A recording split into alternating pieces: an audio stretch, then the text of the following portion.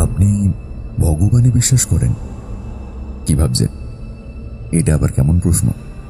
একদম ঠিকই ভেবেছেন। এটি সত্যি একটি অবান্তর প্রশ্ন। কারণ ভগবানকে বিশ্বাস করেন না বা কখনোই তার অস্তিত্বে ভরসা করেননি এমন মানুষের সংখ্যা হয়তো নেই বললেই চলে। এমনকি আমাদের মধ্যে যারা নিজেদের সর্বান্তকরণে নাস্তিক বলে প্রতিপন্ন করার চেষ্টা করে, তারাও জীবনের কোনো না কোনো সময় ভগবানের শরণাপন্ন অবশ্যই হয়েছে। কিন্তু এইবার আমি যদি জিজ্ঞেস করি, আপনি শয়তানে বিশ্বাস করেন?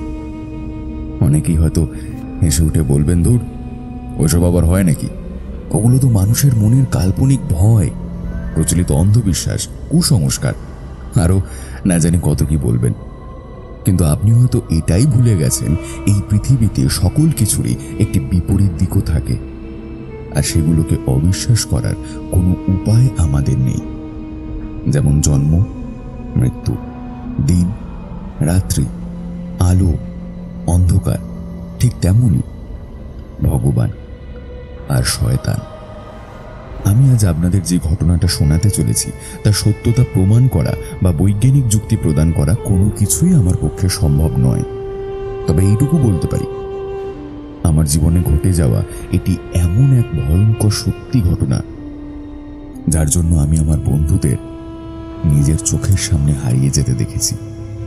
কাহিনীটি শোনার পর কারো মনে যদি কোনো প্রকার সন্দেহ বা তর্কের উদ্রেক হয়, তবে আপনি নিশ্চিন্তে এটিকে একটি কাল্পনিক গল্প হিসেবে ভেবে নিতে পারেন।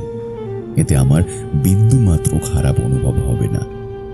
তাহলে আসুন আজ আপনাদের সেই ভয়ঙ্কর অভিজ্ঞতার কথা বলি, যার ভয়াবহতা এখনো রাতে মাঝে মাঝেই দুঃস্বপ্ন হয়ে আমার ঘুম ভাঙিয়ে দেয়।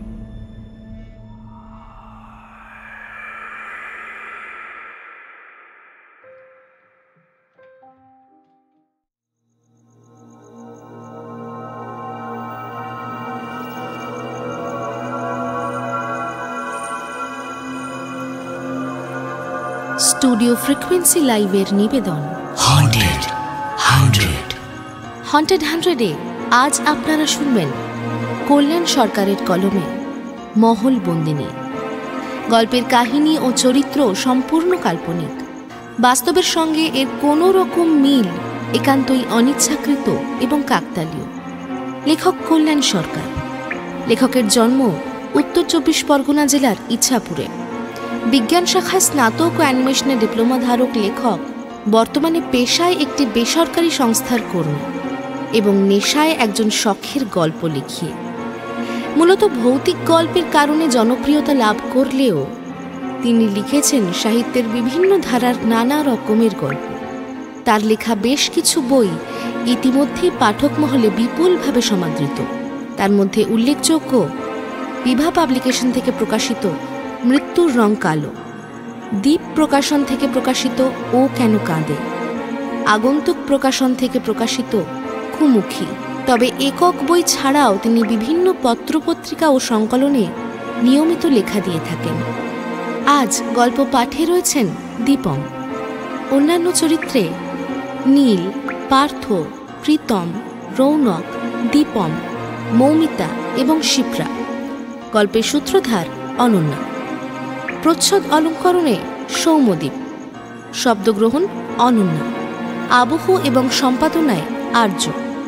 পরিকল্পনা এবং পরিচালনায় অনন্যা। শুরু হচ্ছে আজকের গল্প মহল বন্দিনী।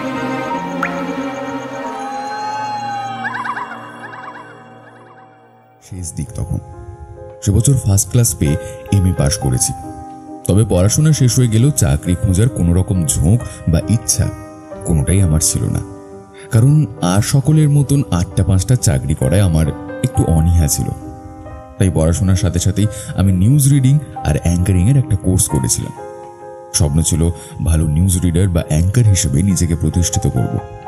তবে এইসব লাইনে তো আর আসবো বললেই আসা সম্ভব নয়। তার জন্য বিভিন্ন চ্যানেলের প্রোডাকশন হাউসে দৌড়াতে হয়, নানা রকম স্টুডিও চক্কর কাটতে হয়। এছাড়া পরিচালক বা প্রডিউসারদের অফিসের দোরগোড়া ধর্ণা দিয়েও পড়ে থাকতে হয়। তারপর দিনের শেষে বিষণ্ণ মুখে বাড়ি ফিরে পরের দিন আবার নতুন উদ্যমে শুরু করতে হয়। আমি তখন ঠিক এই অবস্থার মধ্য দিয়েই যাচ্ছিলাম। তবে দু একটা স্টেজ শো সঞ্চালনার কাজ যে করছিলাম না তা নয়, আর সেই টাকা দিয়ে নিজের হাত খরচটা কোনো মতে চলে যাচ্ছিল। কিন্তু ভালো কোনো সুযোগ তখনও সেইভাবে পেয়ে উঠছিলাম না। ঠিক এইরকম একটা সময় একদিন সন্ধ্যার মুখে কলেজ স্ট্রিটের রাস্তায় দেখা হলো আমার স্কুলের এক বন্ধুর সাথে। নাম শুভম রায়। শুভম আর আমি ক্লাস 5 থেকে উচ্চ মাধ্যমিক অবধি একই স্কুলে পড়াশোনা করেছি। তারপর ওর আর আমার কলেজ আলাদা হয়ে গেছিল। কলেজে যাওয়ার পর থেকে ওর সাথে সেইভাবে কোনো যোগাযোগ ছিল না। তাই এতদিন পরে পুরনো বন্ধুকে কাছে পেয়ে স্বভাবতই মনটা বেশ খুশি হয়ে উঠেছিল। দুজনেই কফি হাউসে ঢুকে ব্ল্যাক কফি আর সিঙ্গারা সহযোগে গল্পে মেতে উঠলাম। স্কুল জীবনের নানা রকমের টুকরো টুকরো কথা বলতে বলতে হঠাৎ শুভম একটু হেসে আমায় জিজ্ঞাসা করলো, কিরে, তোর সেই অ্যাঙ্কার হওয়ার ভূত মাথার থেকে নেমেছে নাকি এখনো সেই একই চেষ্টায় চালিয়ে যাচ্ছিস? হ্যাঁ, না রে, সেই ভূত আর নামলো কোথায়। এমএ করার পাশাপাশি ওই বিষয়ে একটা ডিপ্লোমা কোর্সও করে ফেললাম। কিন্তু তুই তো জানিসই, এই ইন্ডাস্ট্রিতে পরিচিতি না থাকলে আজকাল কাজ পাওয়া অত সহজ কথা না। সেই চেষ্টাই চালিয়ে যাচ্ছি, দেখি এখন কি হয়। আমার কথাটা শোনার পর শুভম গম্ভীর হয়ে কিছু একটা চিন্তা করলো। তারপর দুবার গরম কফিতে চুমুক দিয়ে বলল, হ্যাঁ দীপ, আমার একজন পরিচিত বন্ধু আছে যে কিনা এই মুহূর্তে এক জনপ্রিয় টিভি চ্যানেলের জন্য অচেনা ভারত নামে একটা ডকুমেন্টারি শর্ট ফিল্ম তৈরি করছে। সব মিলিয়ে এখন ওই 26টা মতো এপিসোড করার শর্ত পেয়েছে। তবে পরে প্রোগ্রামের জনপ্রিয়তা দেখে চ্যানেল কর্তারা আরও এপিসোড বাড়ানোর কথা বিবেচনা করবেন। প্রতিটি এপিসোডে এই ভারতবর্ষের কোনো না কোনো অজানা ঐতিহাসিক স্থান আর তার পিছনে লুকিয়ে থাকা প্রকৃত কাহিনী, এই সব জনসমক্ষে তুলে আনাই ওদের অনুষ্ঠানটার মূল উদ্দেশ্য। 3টে এপিসোড অলরেডি শ্যুট করা হয়ে গিয়েছে আর পোস্ট প্রোডাকশনের কাজটাও চলছে। যে 3টে এপিসোড শ্যুট হয়েছে তার সঞ্চালকের ভূমিকায় ছিল সোমলতা বলে একটা মেয়ে। কিন্তু চ্যানেলের তরফ থেকে গতকাল ভাস্করদার কাছে, মানে আমার ওই বন্ধুর কাছে আর কি, ফোন এসেছিল একটা। ওরা বলেছে শুধু একা মেয়ে দিয়ে হোস্ট করিয়ে নাকি ব্যাপারটা ঠিক আজকাল জমে না হতো, তাই আরও একজন ছেলে হোস্টের দরকার সেখানে আছে। এতটা বলে শুভম একটু থামল। গোল্ড ফ্লেকের প্যাকেটটা থেকে একটা সিগারেট বের করে তাতে অগ্নি সংযোগ করল। তারপর এক রাশ ধোঁয়া ছেড়ে আবার বলল, দেখ দীপ, তুই তো জানিসই নিউকামারদের এইসব লাইনে খুব বিশাল কিছু টাকা দেওয়া হয় না। তবে এটুকু বলতে পারি, তোর এখন যা ইনকাম তার থেকে বেশিই পাবি। যদি শুটিংয়ের জন্য বাইরে যেতে অসুবিধা না থাকে তাহলে কাল সকাল 12টার মধ্যে একবার এই ঠিকানায় এসে দেখা কর, ঠিক আছে? শুভম পকেট থেকে একটা কার্ড বের করে আমার হাতে দিল, যার মধ্যে ক্যামেক স্ট্রিটের একটা অফিসের ঠিকানা লেখা ছিল। সেই মুহূর্তে আমার মনে হয়েছিল আমি যেন কোনো স্বপ্নের জগতে আছি। যেই একটা সুযোগের অপেক্ষায় আমি এত দিন হন্যে হয়ে ঘুরেছি, শুভমের দেওয়া এই কার্ডটা যেন সেই স্বর্ণালী সুযোগেরই হাতছানি হয়ে এসেছে আমার কাছে। কিন্তু এর নেপথ্যে কি ঘটতে চলেছে আমার জীবনে তার কোনো ধারণাই তখন আমার ছিল না। পরের দিন খুব সহজেই স্ক্রিন টেস্টে উতরে গেলাম। অডিশনও হয়ে গেল এবং তার সাথে ফিক্সড হয়ে গেল শুটিংয়ের ডেটও। শুভমের বন্ধু ভাস্কর রায় সত্যি একজন অমায়িক লোক। বয়স 35-এর সামান্য বেশি হবে। সুঠাম চেহারা, বলিষ্ঠ ব্যক্তিত্ব এবং প্রাণবন্ত একজন পুরুষ। এই মানুষটি নিজে সারাক্ষণ ক্যামেরার পিছনে দাঁড়িয়ে থাকবেন আর সমস্ত অনুষ্ঠানটি পরিচালনা করবেন শুনে মনে মনে বেশ সাহস পেলাম আর খুশিও হলাম। দিন 3 পরের কথা। সেদিন সকাল 7টা নাগাদ শ্যামবাজার 5 মাথার মোড় থেকে একটি স্করপিও গাড়িতে করে আমাদের যাত্রা শুরু হলো। গন্তব্য বিহারের মধুবনী জেলার ছোট্ট গ্রাম রাজনগর।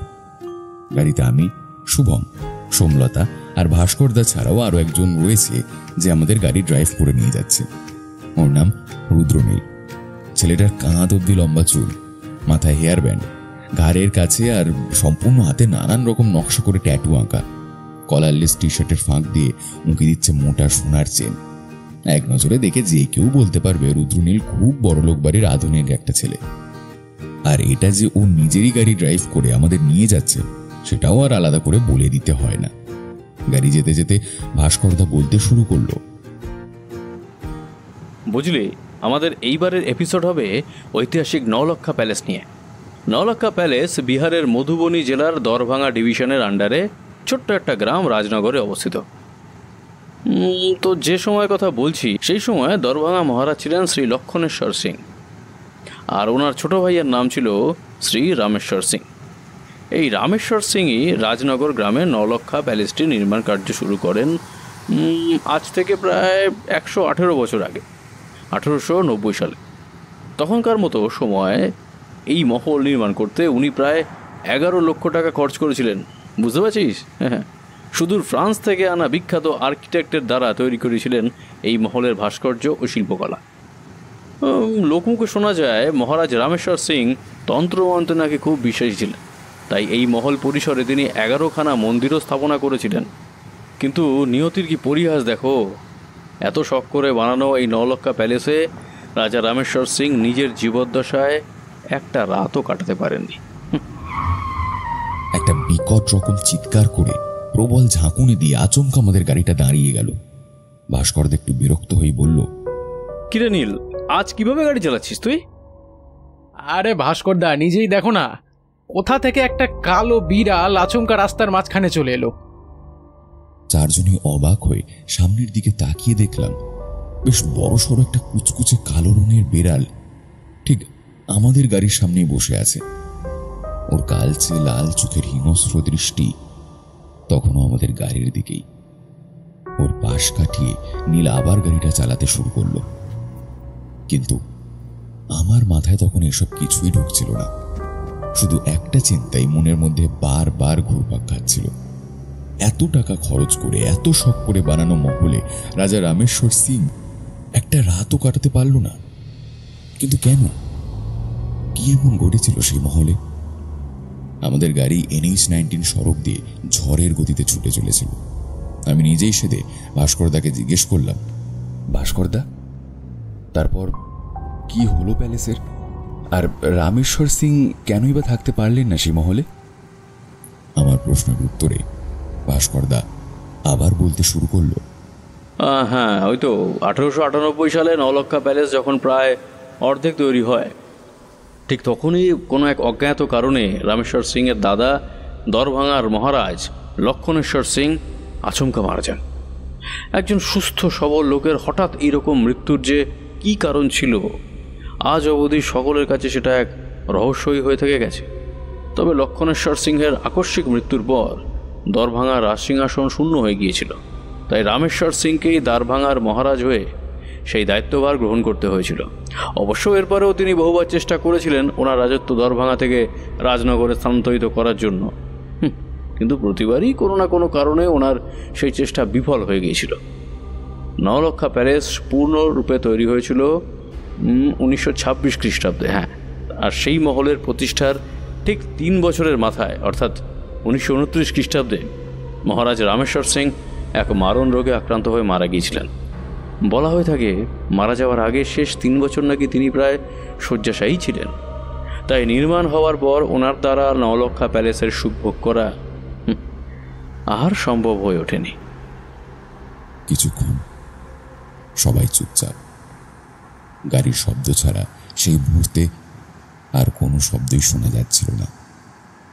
আরো কিছু সময় এইভাবে কেটে যাওয়ার পর সমলতাই প্রথম কথাটা বলল, আচ্ছা ভাস্করদা, এরপর ওই মহলের কি হলো? রাজা রামেশ্বর সিং এর বংশের কেউ কেউ মহলে আর থাকেনি? ভাস্করদা গাড়ির জানলা দিয়ে এক দৃষ্টে কিছুক্ষণ বাইরের দিকে তাকিয়ে থাকলো, তারপর গম্ভীর গলায় বলল, সেটাও ওই মহলের আরেকটা রহস্য রে।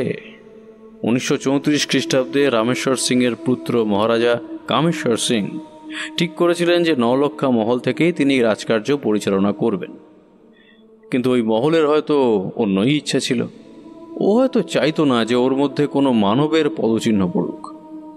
তার মানে শোনা যায় নলক্ষা প্যালেসের নির্মাণ কার্যের দায়িত্বে যারা ছিলেন তারা নাকি দাবি করেছিলেন এই প্যালেস এমন কিছু পদার্থ দিয়ে তৈরি করা হয়েছে যাতে অনেক বড় থেকে বড় বিপর্যয়ের মধ্যেও এটা পাহাড়ের ন্যায় অটল থাকবে।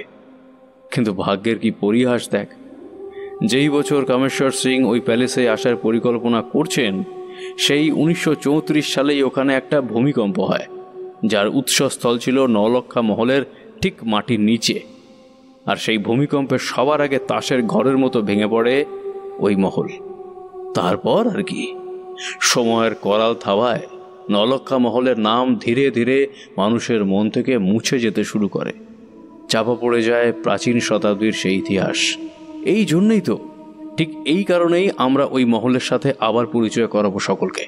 আমাদের অচেনা ভারত অনুষ্ঠানের মাধ্যম দিয়ে আমরা চেষ্টা করব ওই অবাগা মহলকে আবার তার পুরাতন গৌরব পুনরায় ফিরিয়ে দেবার। কথাগুলো শোনার পর আমাদের কারো মুখ দিয়ে কোনো কথা আসছিল না। সবার মনে তখন একটাই প্রশ্ন ছিল, কি এমন আছে ওই নলক্ষা প্যালেসে যার জন্য সম্পূর্ণ তৈরি হওয়ার পরও ওই মহল থেকে গেল মানব বর্জিত। এতক্ষণ চুপচাপ গাড়ি ড্রাইভ করতে থাকা আমাদের নীল, মানে রুদ্রনীল, হঠাৎ উত্তেজিত স্বরে বলে উঠল, ওয়াও, দারুণ থ্রিলিং হবে কিন্তু ব্যাপারটা। একটা মহল যে কিনা মানুষের পায়ের শব্দ একদম পছন্দ করে না, সেইখানে আমরা 2 দিন ধরে শুটিং করব। ভাবলেই তো গায়ে কাটা দিচ্ছে। এই এপিসোড তো পুরো জমে ক্ষীর হয়ে যাবে ভাস্করদা। নীল কিন্তু খুব একটা খারাপ বলেনি কথাটা।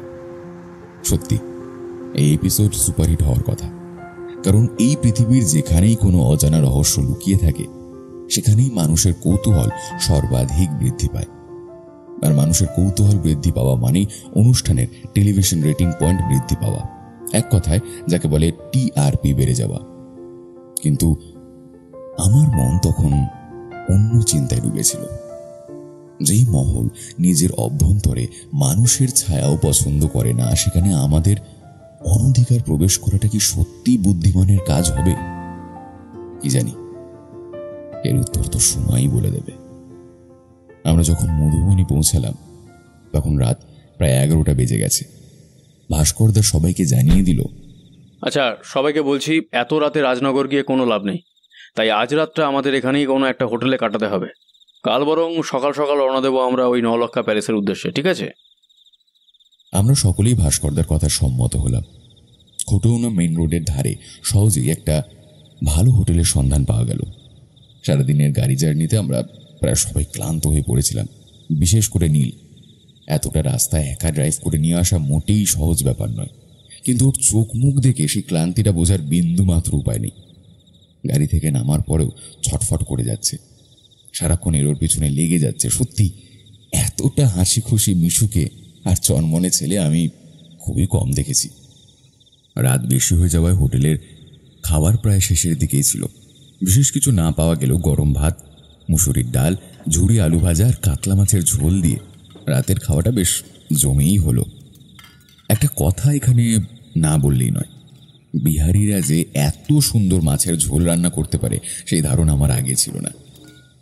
খাওয়া দাওয়ার পর্ব শেষ হলে সোমলতা নিজের রুমে শুতে চলে গেল, আর আমরা 4 জন নিজেদের রুমে এসে একটা করে সিগারেট ধরিয়ে বেশ খোশ মেজাজে আড্ডা দিতে বসলাম। কথায় কথায় ভাস্করদা হঠাৎ বলল, সমুটা ছিল বলে এতক্ষণ একটা কথা বলতে পারিনি, তবে তোদের বলছি শোন, আমি কিন্তু শুধু এই নলক্ষা প্যালেসের অজানা ইতিহাসকে মানুষের সামনে তুলে ধরার জন্য এই এপিসোড করছি না। এর পেছনে আমার একটা অন্য উদ্দেশ্যও আছে। অন্য উদ্দেশ্য? ভাস্করদার কথায় সারা ঘরটা হঠাৎ কেমন যেন থমথমে হয়ে গেল। আমরা 3 জনেই অবাক চোখের কৌতূহলী দৃষ্টি দিয়ে ভাস্করদার মুখের দিকে চেয়ে রইলাম। সবার আঙুলের ফাঁকে চেপে রাখা জ্বলন্ত সিগারেটটা তখন নিজে থেকেই পুড়ে যাচ্ছিল, আর তার থেকে নির্গত সাদা ধোঁয়ার একটা সরল রেখা কাঁপতে কাঁপতে ওপরের দিকে উঠে বেশ কিছু ধোঁয়ার বলয় সৃষ্টি করছিল। কিন্তু সেই দিকে নজর দেওয়ার মতন আমাদের কারো কোনো ইচ্ছে ছিল না। আমরা 3 জনে তখন একটা কথাই ভাবছিলাম, নলক্ষা প্যালেসে আসার অন্য কি উদ্দেশ্য থাকতে পারে ভাস্করদার? নিজের সিগারেটটা একটা লম্বা টান দিল ভাস্করদা। তারপর এক রাশ ধোঁয়া ছেড়ে আমাদের সবার মুখের ওপর একবার নজর বুলিয়ে বলতে শুরু করলো, এখানকার লোকেরা বলে নলক্ষা মহল থেকে এখনো মাঝে মাঝে গভীর রাতে কোনো এক নারী কণ্ঠের তীব্র আর্তনাদ শুনতে পাওয়া যায়।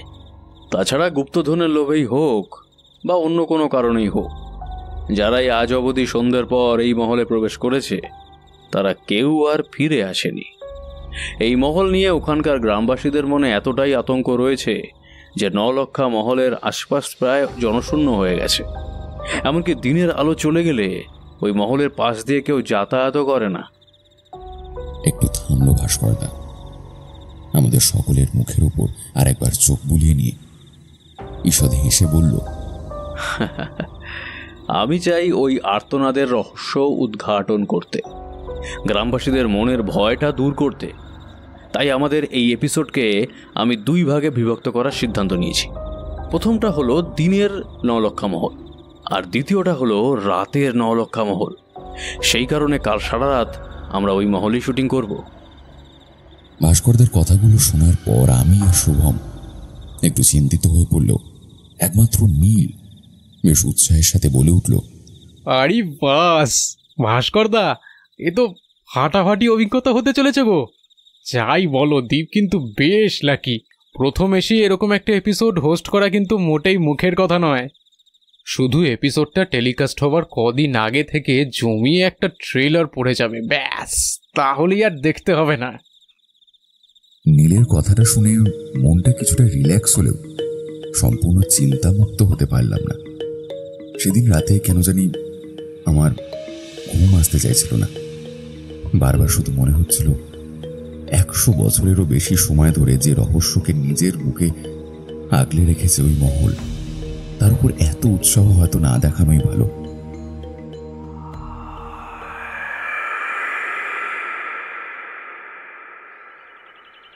পরের দিন সকালে চা বিস্কুট আর ডিম টোস্ট দিয়ে ব্রেকফাস্ট সেরে আমরা যখন নলক্ষা প্যালেসে পৌঁছালাম তখন ঘড়িতে বাজে সকাল 10টা। গাড়ি থেকে নামার পরই দিনের আলোতে ভাঙাচোরা প্যালেসটাকে দেখে বুকের ভেতরটা কেন জানি ঢিপ ঢিপ করে উঠল।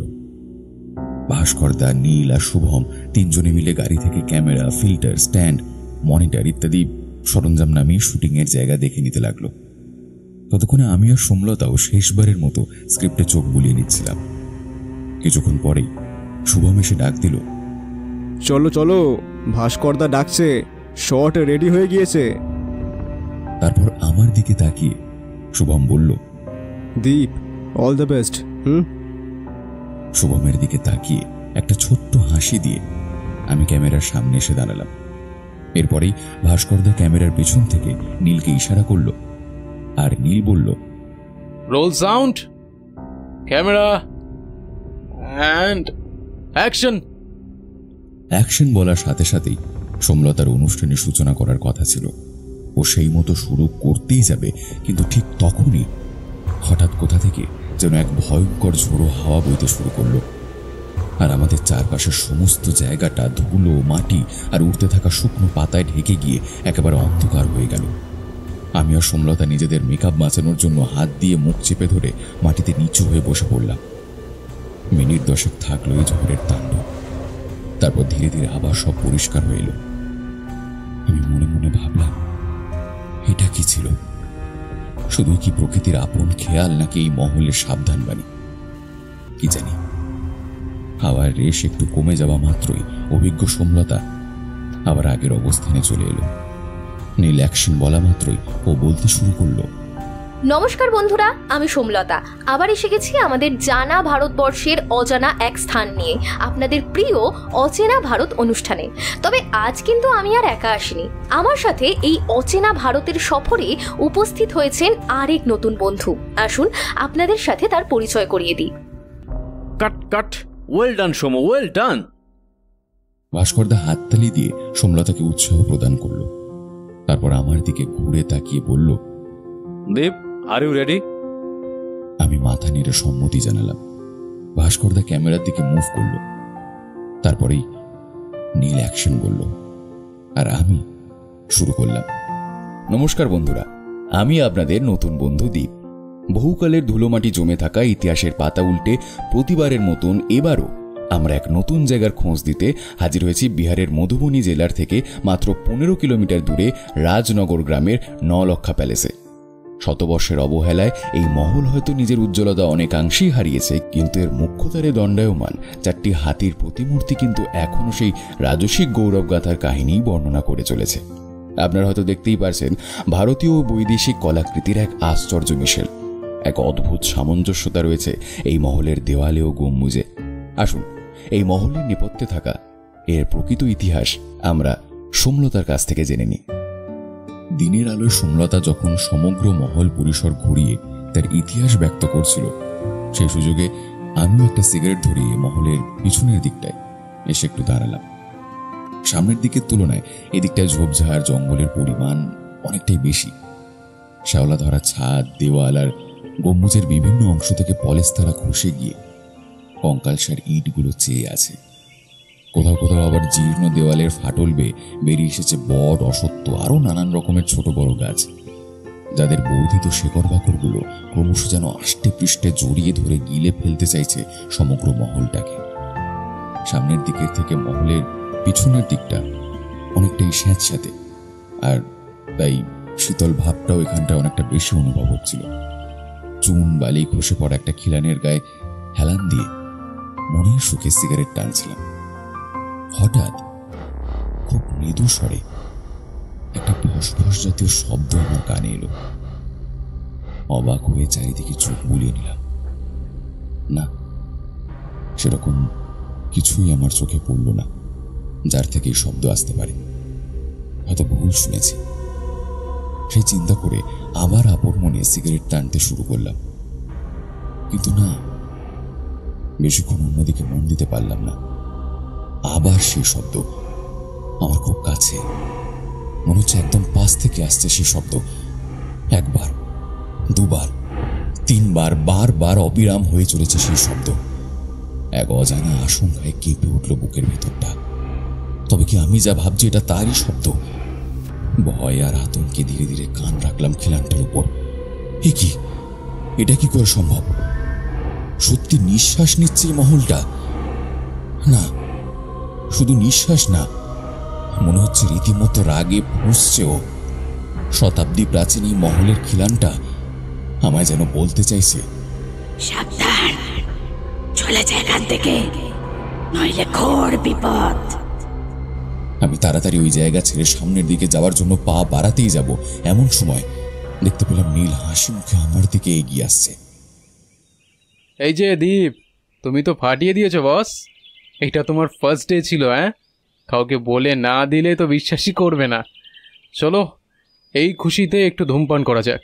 আমি সামান্য হেসে প্যাকেট থেকে একটা সিগারেট বার করে নীলের হাতে দিলাম। তবে আমার মন তখনও অন্য চিন্তায় ডুবে আছে। আমি নীলকে বললাম, নীল, চলো আমরা বরং ওই সামনের দিকটা যাই। এই পাশটা বড্ড ঝোপ জঙ্গল, কেমন যেন লাগছে এই দিকটা। কি কেমন লাগছে? আমার কিন্তু বেশ ভালোই লাগছে। কত সুন্দর নিরিবিলি একটা জায়গা। এই জানো ভাইয়া, তোমাকে একটা সত্যি কথা বলি, এইখানে আসার পর থেকেই না এই মহলটার ওপরে কেন জানি খুব একটা আকর্ষণ বোধ করছি। মনে হচ্ছে এই জায়গা আমার বহু পরিচিত, কিন্তু বিশ্বাস করো, এর আগে আমি কখনো এখানে। নীলের কথা তখনও শেষ হয়নি। হঠাৎ আমাদের মাথার উপর একটা ঘর ঘর করে আওয়াজ শুনতে পেলাম। উপরের দিকে তাকাতেই আমার হৃদকম্প দিয়ে উঠল। নীল! নিজের শরীরের সর্বশক্তি দিয়ে ধাক্কা দিলাম নীলকে। নীল আর আমি দুজনে দুই দিকে ছিটকে পড়লাম, আর আমাদের ঠিক মাঝখানে খসে পড়লো চুন বালি সিমেন্টের তৈরি একটা বিরাট বড় চাঙড়। ঘটনার আকস্মিকতা তখনও আমার শরীর ঠক ঠক করে কাঁপছে। নিঃশ্বাসের গতিবেগ সেই সময় হয়তো ট্রেনের গতিবেগকেও হার মানাবে। যদি চাঙড় আমাদের উপর পড়তো তাহলে কি হতো সেটা ভেবেই আমার হাত পা ঠান্ডা হয়ে এলো। হঠাৎ আমার চোখ গেল আমার থেকে 6-7 হাত দূরে থাকা নীলের দিকে। দেখলাম মাটিতে শুয়ে থাকা নীল তখন নিজের বাঁ পা চেপে ধরে যন্ত্রণায় গোঙাচ্ছে। ওর ডেনিম ব্লু কালারের জিন্সের প্যান্ট ভিজে গেছে লাল রক্তে। নীলের এই দুর্ঘটনার পর সকালে শুটিং সেদিনের মতন স্থগিত হয়ে গেল। নীলকে ডাক্তার দেখিয়ে আমরা দুপুরের মধ্যে ফিরে এলাম নিজেদের হোটেলে। কপাল ভালো নীলের, তাই কোনো ফ্র্যাকচার হয়নি। ভাস্কর একটু কড়া ভাবে বলে দিল নীলকে, এই দুদিন ও হোটেলেই থাকবে, শুটিংয়ের দিক আমরাই সামলে নেব। কলকাতায় থাকলে কুয়াশার আভাসটা অতটা বোঝা যায় না। ভোরের দিকে যদিও বা একটু বোঝা যায়, কিন্তু বিকেলে বা সন্ধ্যায় সেই চাপ চাপ কুয়াশা আজকাল অতীত হয়ে গেছে। তবে রাজনগরের ক্ষেত্রে সেই চিত্র একদমই ভিন্ন। ঘড়িতে তখন সবে বিকেল 4:45 হয়েছে। এর মধ্যেই সমস্ত মধুবনী ঢেকে গেছে কুয়াশার গাঢ় চাদরে। আমরা শহুরে লোকেরা বরাবরই শীতটা উপভোগ করতে ভালোবাসি।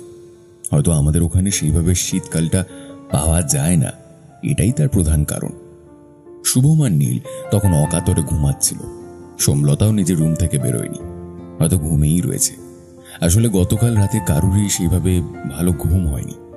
তাছাড়া এই হাড় কাঁপানো ঠান্ডায় গরম ব্ল্যাঙ্কেট গায়ে জড়িয়ে যে ঘুম আসে, তাতে আমার ধারণা কারো ধাক্কা ব্যতীত সেই ঘুম অত সহজে ভাঙতে চায় না।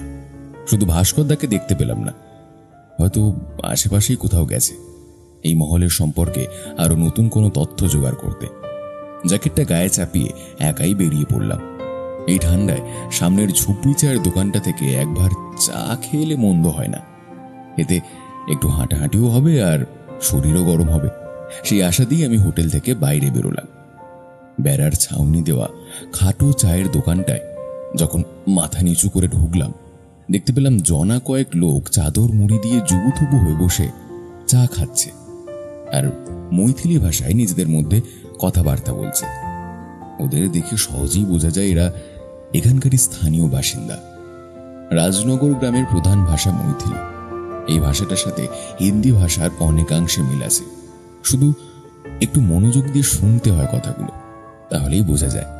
তবে ওদের কথাবার্তা শুনে আমার সেরকম কোনো লাভ নেই, তাই নিজের মনেই চা খাচ্ছিলাম।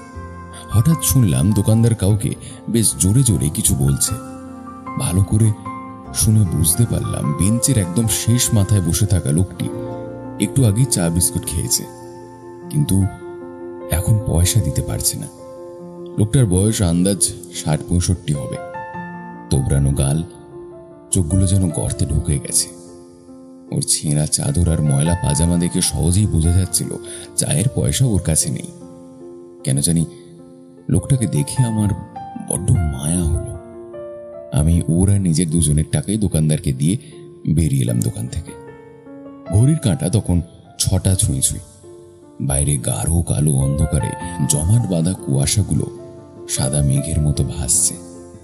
এখান থেকে হোটেল মিনিট 10 হাঁটা পথ। একাই হাঁটছিলাম। এই রাস্তাটা বেশ নিরিবিলি।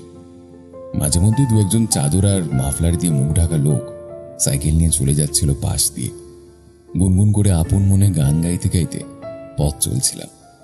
আসলে গান গাওয়ার ফলে মুখ দিয়ে যে ধোঁয়াগুলো বেরোচ্ছিল সেগুলো দেখতে আমার বেশ ভালো লাগছিল। সব মানুষের মধ্যে একটা শিশু মন লুকিয়ে থাকে, আর সেটা প্রধানত একলা মুহূর্তগুলোতেই বেশি প্রকট হয়। আমার ক্ষেত্রেও হয়তো তাই হয়েছিল। হোটেলের দিকে প্রায় আধা রাস্তা চলেই এসেছিলাম। হঠাৎ পিছন থেকে একটা ডাক শুনতে পেলাম। বিহারের লোকদের মধ্যে এই মহারাজ শব্দটা খুবই প্রচলিত। এরা একে অপরের সাথে কথা বলার সময় এই মহারাজ শব্দটা ব্যবহার করে থাকেন। আমরা যেমন বাঙালিরা অপরিচিত কাউকে দাদা বা দিদি বলে থাকি, ওরাও সেরকম মহারাজ কথাটা ব্যবহার করে। ডাকটা শুনে ভাবলাম কেউ হয়তো চেনা কাউকে ডাকছে, তাই নিজের মতোই হাঁটতে লাগলাম। কিন্তু আবার শুনলাম ডাকটা, আরে ও মহারাজ রুকিয়ে তো, मैं आपको ही बुला रहा हूं। এইবার না থেমে পারলাম না। পিছনে ঘুরে দেখি আমার থেকে 3 হাত দূরে দাঁড়িয়ে আছেন সেই লোকটি যার চা আর বিস্কুটের দাম একটু আগেই চায়ের দোকানে আমি দিয়ে এসেছিলাম। ভাবলাম হয়তো লোকটা ধন্যবাদ জানাতে এসেছে, তাই জিজ্ঞেস করলাম, हाँ बोलिए, क्या बोलना है? महाराज आज रात आप उस हवेली पे मत जाइए, आज वहां पे तांडव चलेगा। मौत का तांडव। কথাটা শুনেই আমার শির দ্বারাবে একটা শীতল স্রোত বয়ে গেল। কোনো মতে আড়ষ্ট গলায় জিজ্ঞেস করলাম, मतलब कौन सा हवेली? नौलखा हवेली महाराज। শুনেই বুকটা ছ্যাঁত করে উঠল। সকালে নিজে কানে শোনা মহলের নিঃশ্বাস নেওয়ার শব্দটা মাথা থেকে প্রায় বেরিয়েই গেছিল। এই লোকটার কথায় আবার সব ঘটনা মনে পড়ে গেল। তবু কোনো মতে নিজেকে সামলে নিয়ে বেশ রাগ দেখিয়ে বললাম, ये सब क्या बक रहे हो तुम? और तुम्हें कैसे पता चला कि आज रात हम लोग हवेली में जाने वाले हैं? मेरे को सब कुछ मालूम है महाराज, और मेरे को ये भी मालूम है कि मैं जितना भी आपको रोकना चाहूँ, आज रात आप हवेली पे जरूर जाएंगे, इसलिए ये साथ में रखिए। লোকটা আমার হাতের মধ্যে জোর করে কিছু একটা গুঁজে দিয়ে বড় বড় পা ফেলে কুয়াশার মধ্যে হারিয়ে গেল। আমি হতভম্বের মতো বেশ কিছুক্ষণ ওখানেই দাঁড়িয়ে রইলাম। তারপর নিজের হাতের দিকে চেয়ে দেখলাম আমার হাতে রয়েছে একটা একটা দামি সোনার আংটি। চমকে উঠলাম, এটা কার আংটিও দিয়ে গেল আমায়? দেখেই বোঝা যাচ্ছিল বেশ প্রাচীন কালের মহামূল্যবান আংটি এটা। এরপর বাকি রাস্তা সারাক্ষণ আমার মাথার মধ্যে হাজারো চিন্তা ঘুরপাক খেতে লাগলো। লোকটা আসলে কে ছিল? কোনো পাগল নাকি কোনো জ্যোতিষ? কিংবা হতেও তো পারে কোনো বদ মতলবে আমার হাতে আংটি দিয়ে চলে গেল। সে যাই হোক, কেন জানি আংটিটা হাতে পাওয়ার পর থেকে এটাকে নিজের কাছ থেকে সরাতে মন চাইছিল না। মনে মনে ভাবলাম, আজ রাতটা নয় থাক আংটিটা আমার কাছে, কাল সকালে পুলিশের কাছে জমা দিয়ে দেব। এই ভেবে আংটিটা নিজের কাছেই রেখে দিলাম। হোটেলে পৌঁছে দেখলাম সবাই ঘুম থেকে উঠে গেছে। ভাস্করদা আমাদের বলল, নীলের পায়ের যা কন্ডিশন, ডক্টর ওকে বেশি চলাফেরা করতে বারণ করেছেন। আর সবাইকে বলছি, তাই নীল আজ হোটেলেই থাকবে। বাকি আমরা 4 জন আজ রাতে ওই নওলখা মহলে যাব। রাত 9টার মধ্যেই কিন্তু ওখান থেকে বেরিয়ে পড়তে হবে, তাই সবাই তার আগেই খাওয়া দাওয়া সেরে রেডি হয়ে নেবে, কেমন? আজ রাতে নওলখা মহলে যাওয়ার কথাটা শোনার পর থেকেই কেন জানি আমার মধ্যে একটা অজানা আতঙ্ক চেপে বসল। বারবার শুধু ওই লোকটার কথাটাই মনে পড়তে লাগলো। ও বলেছিল, आज रात वहां पे तांडव चलेगा, मौत का तांडव। রাত 9টা বেজে 50 মিনিট আমাদের গাড়িটা নওলখা মহলের সামনে এসে দাঁড়ালো। শীতের রাতে কুয়াশা ঢাকা অন্ধকারে নওলখা মহলটাকে দেখে মনে হচ্ছিল যেন অতিকায় এক ছায়া দানব দাঁড়িয়ে আছে। কোনো রাত যে এত নিস্তব্ধ হতে পারে এই উপলব্ধি আমার এর আগে কখনো হয়নি।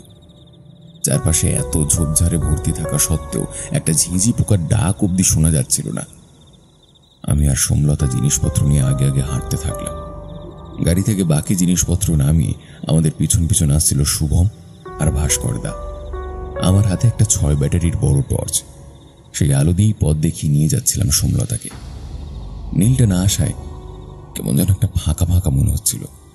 আসলে ও এমন একটা ছেলে যে কিনা সবাইকে বেশ হাসি মজা মাতিয়ে রাখতে পারে, আর এইরকম একটা থমথমে রাতে সেটা সত্যিই খুব দরকারি ছিল। সবেমাত্র মহলের প্রধান দ্বারের 2য় সিঁড়িতে পা রেখেছি। হঠাৎ মনে হলো সমগ্র মহলটা প্রচণ্ড ঝাঁকুনি দিয়ে কেঁপে উঠল। সোমলতা প্রচণ্ড চমকে উঠে এক লাফে সিঁড়ি দিয়ে মাটিতে নেমে চিৎকার করে বলল, ভাস্করদা, ভূমিকম্প হচ্ছে। আরে কোথায় ভূমিকম্প? কিরে সমু, রাতের নওলখা প্যালেস থেকে ভয় তোর মাথা টাথা ঘুরিয়ে গেল নাকি? হ্যাঁ, কিন্তু আমার কেমন যেন মনে হলো মহলটা কেঁপে উঠলো। সোমলতার কথা কেউ বিশ্বাস না করলেও আমি জানি ও ভুল বলেনি, কারণ মহলের সেই কম্পন আমিও অনুভব করেছিলাম। কিন্তু কাউকে সেই কথা বলতে পারিনি, আর বললেও ওরা মানতে চাইবে না, উল্টে আমাকেও হাসির খোরাক বানাবে।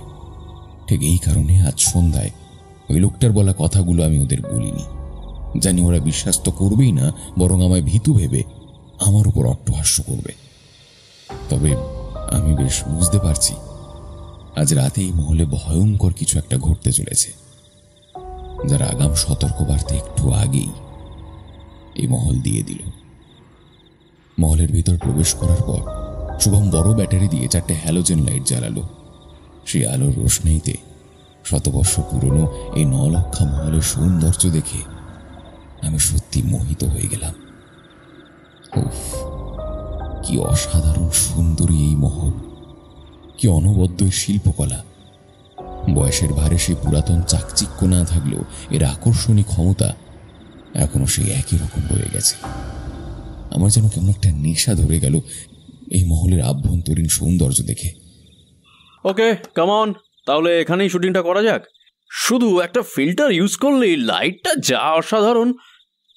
ভাস্করদার কথা সম্পূর্ণ হওয়ার আগেই আমি ওকে বাধা দিলাম। কেন জানি আমার মনে হলো এই মহলে শুটিংয়ের জন্য এর থেকেও ভালো একটা জায়গা আছে। ভাস্করদা, তুমি আমার সাথে আসো। এই মহলের গর্ভগৃহে একটা গুপ্ত কক্ষ আছে। সেই জায়গাটা শুটিংয়ের জন্য একদম পারফেক্ট। আমার কথায় ওখানে উপস্থিত সকলে হতবাক হয়ে আমার দিকে তাকিয়ে রইল। কয়েক মুহূর্ত পরে বিস্ময়ের ঘোর কাটিয়ে শুভম আমায় বলল, তুই কি করে জানলি যে এই মহলে গুপ্ত কক্ষ আছে? আমি ওর কথার কোনো উত্তর দিলাম না, কারণ এর উত্তর আমার কাছেও ছিল না। আমি শুধু সামান্য হেসে মহলের ভিতরে এগিয়ে যেতে থাকলাম। ওরাও বেশ কৌতূহলবশত আমার পিছু পিছু আসতে শুরু করলো।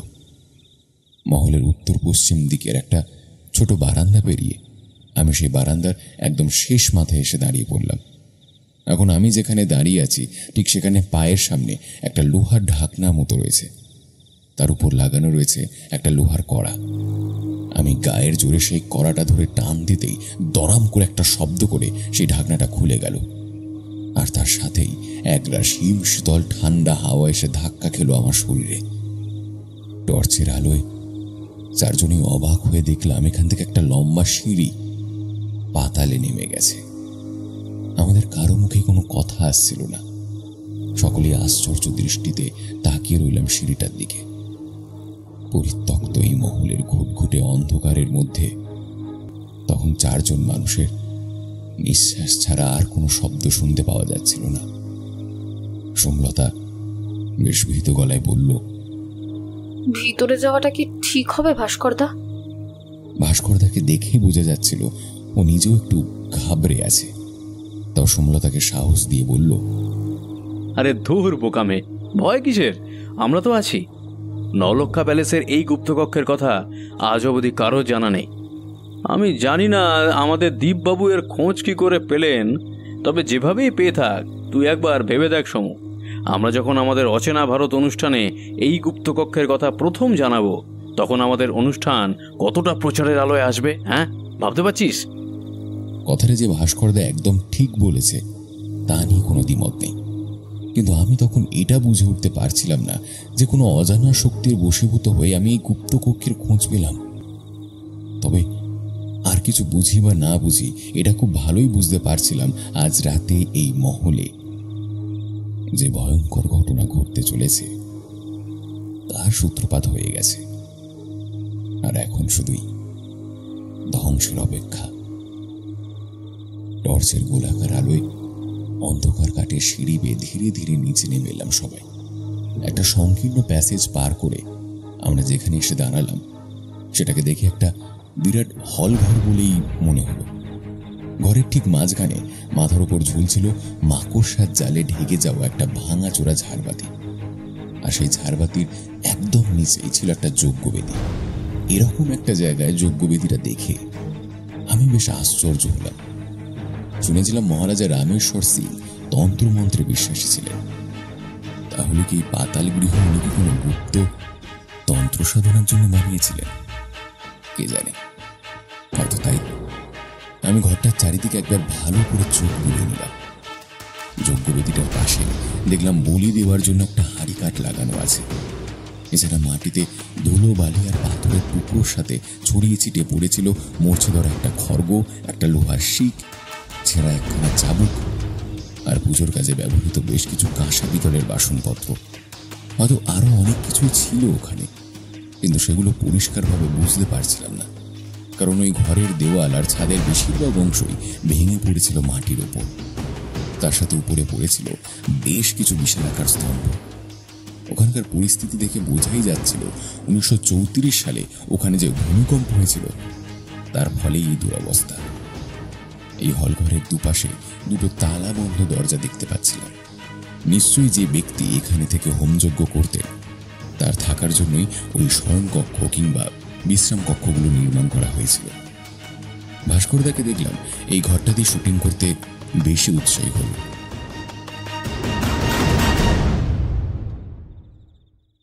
শুভম একটু বিরক্ত হয়ে বলার চেষ্টা করছিল যে উপরে এত ভালো ভালো ঘর থাকতে এই ভাঙাচোরা পাতাল গৃহ কেন। এতে ভাস্করদা একটু হেসে বলেছিল, আরে বোকা, ওইসব ঘরের ছবি তো আর এর আগেও দু একজন তুলেছে, কিন্তু এই ঘরটা তো একদমই অজানা। আর আমাদের অনুষ্ঠানে আমরা এই অজানা গুপ্তকক্ষকেই তুলে আনবো জনসম্মুখে। ব্যাপারটা বোঝার চেষ্টা কর। এরপর এই বিষয় আর কেউ কোনো তর্ক করল না। ওরা দুজন খুব তাড়াতাড়ি সবকিছু রেডি করে নিল। আমি আর সোমলতা দুজনে দুটো মাউথ স্পিকার নিয়ে তৈরি হয়ে গেলাম। ক্যামেরার পিছন থেকে ভাস্করদার শুভমকে বুড়ো আঙুল দেখিয়ে বুঝিয়ে দিল সব ঠিক আছে। শুভম অ্যাকশন বলতেই যাবে, ঠিক এমন সময় আমাদের সব কটা আলো একসাথে নিভে গেল। আর সাথে সাথেই সারা ঘরটা এক মুহূর্তে পুরো অন্ধকারে ঢেকে গেল। এরকম একটা পরিস্থিতির জন্য আমরা কেউই তখন তৈরি ছিলাম না।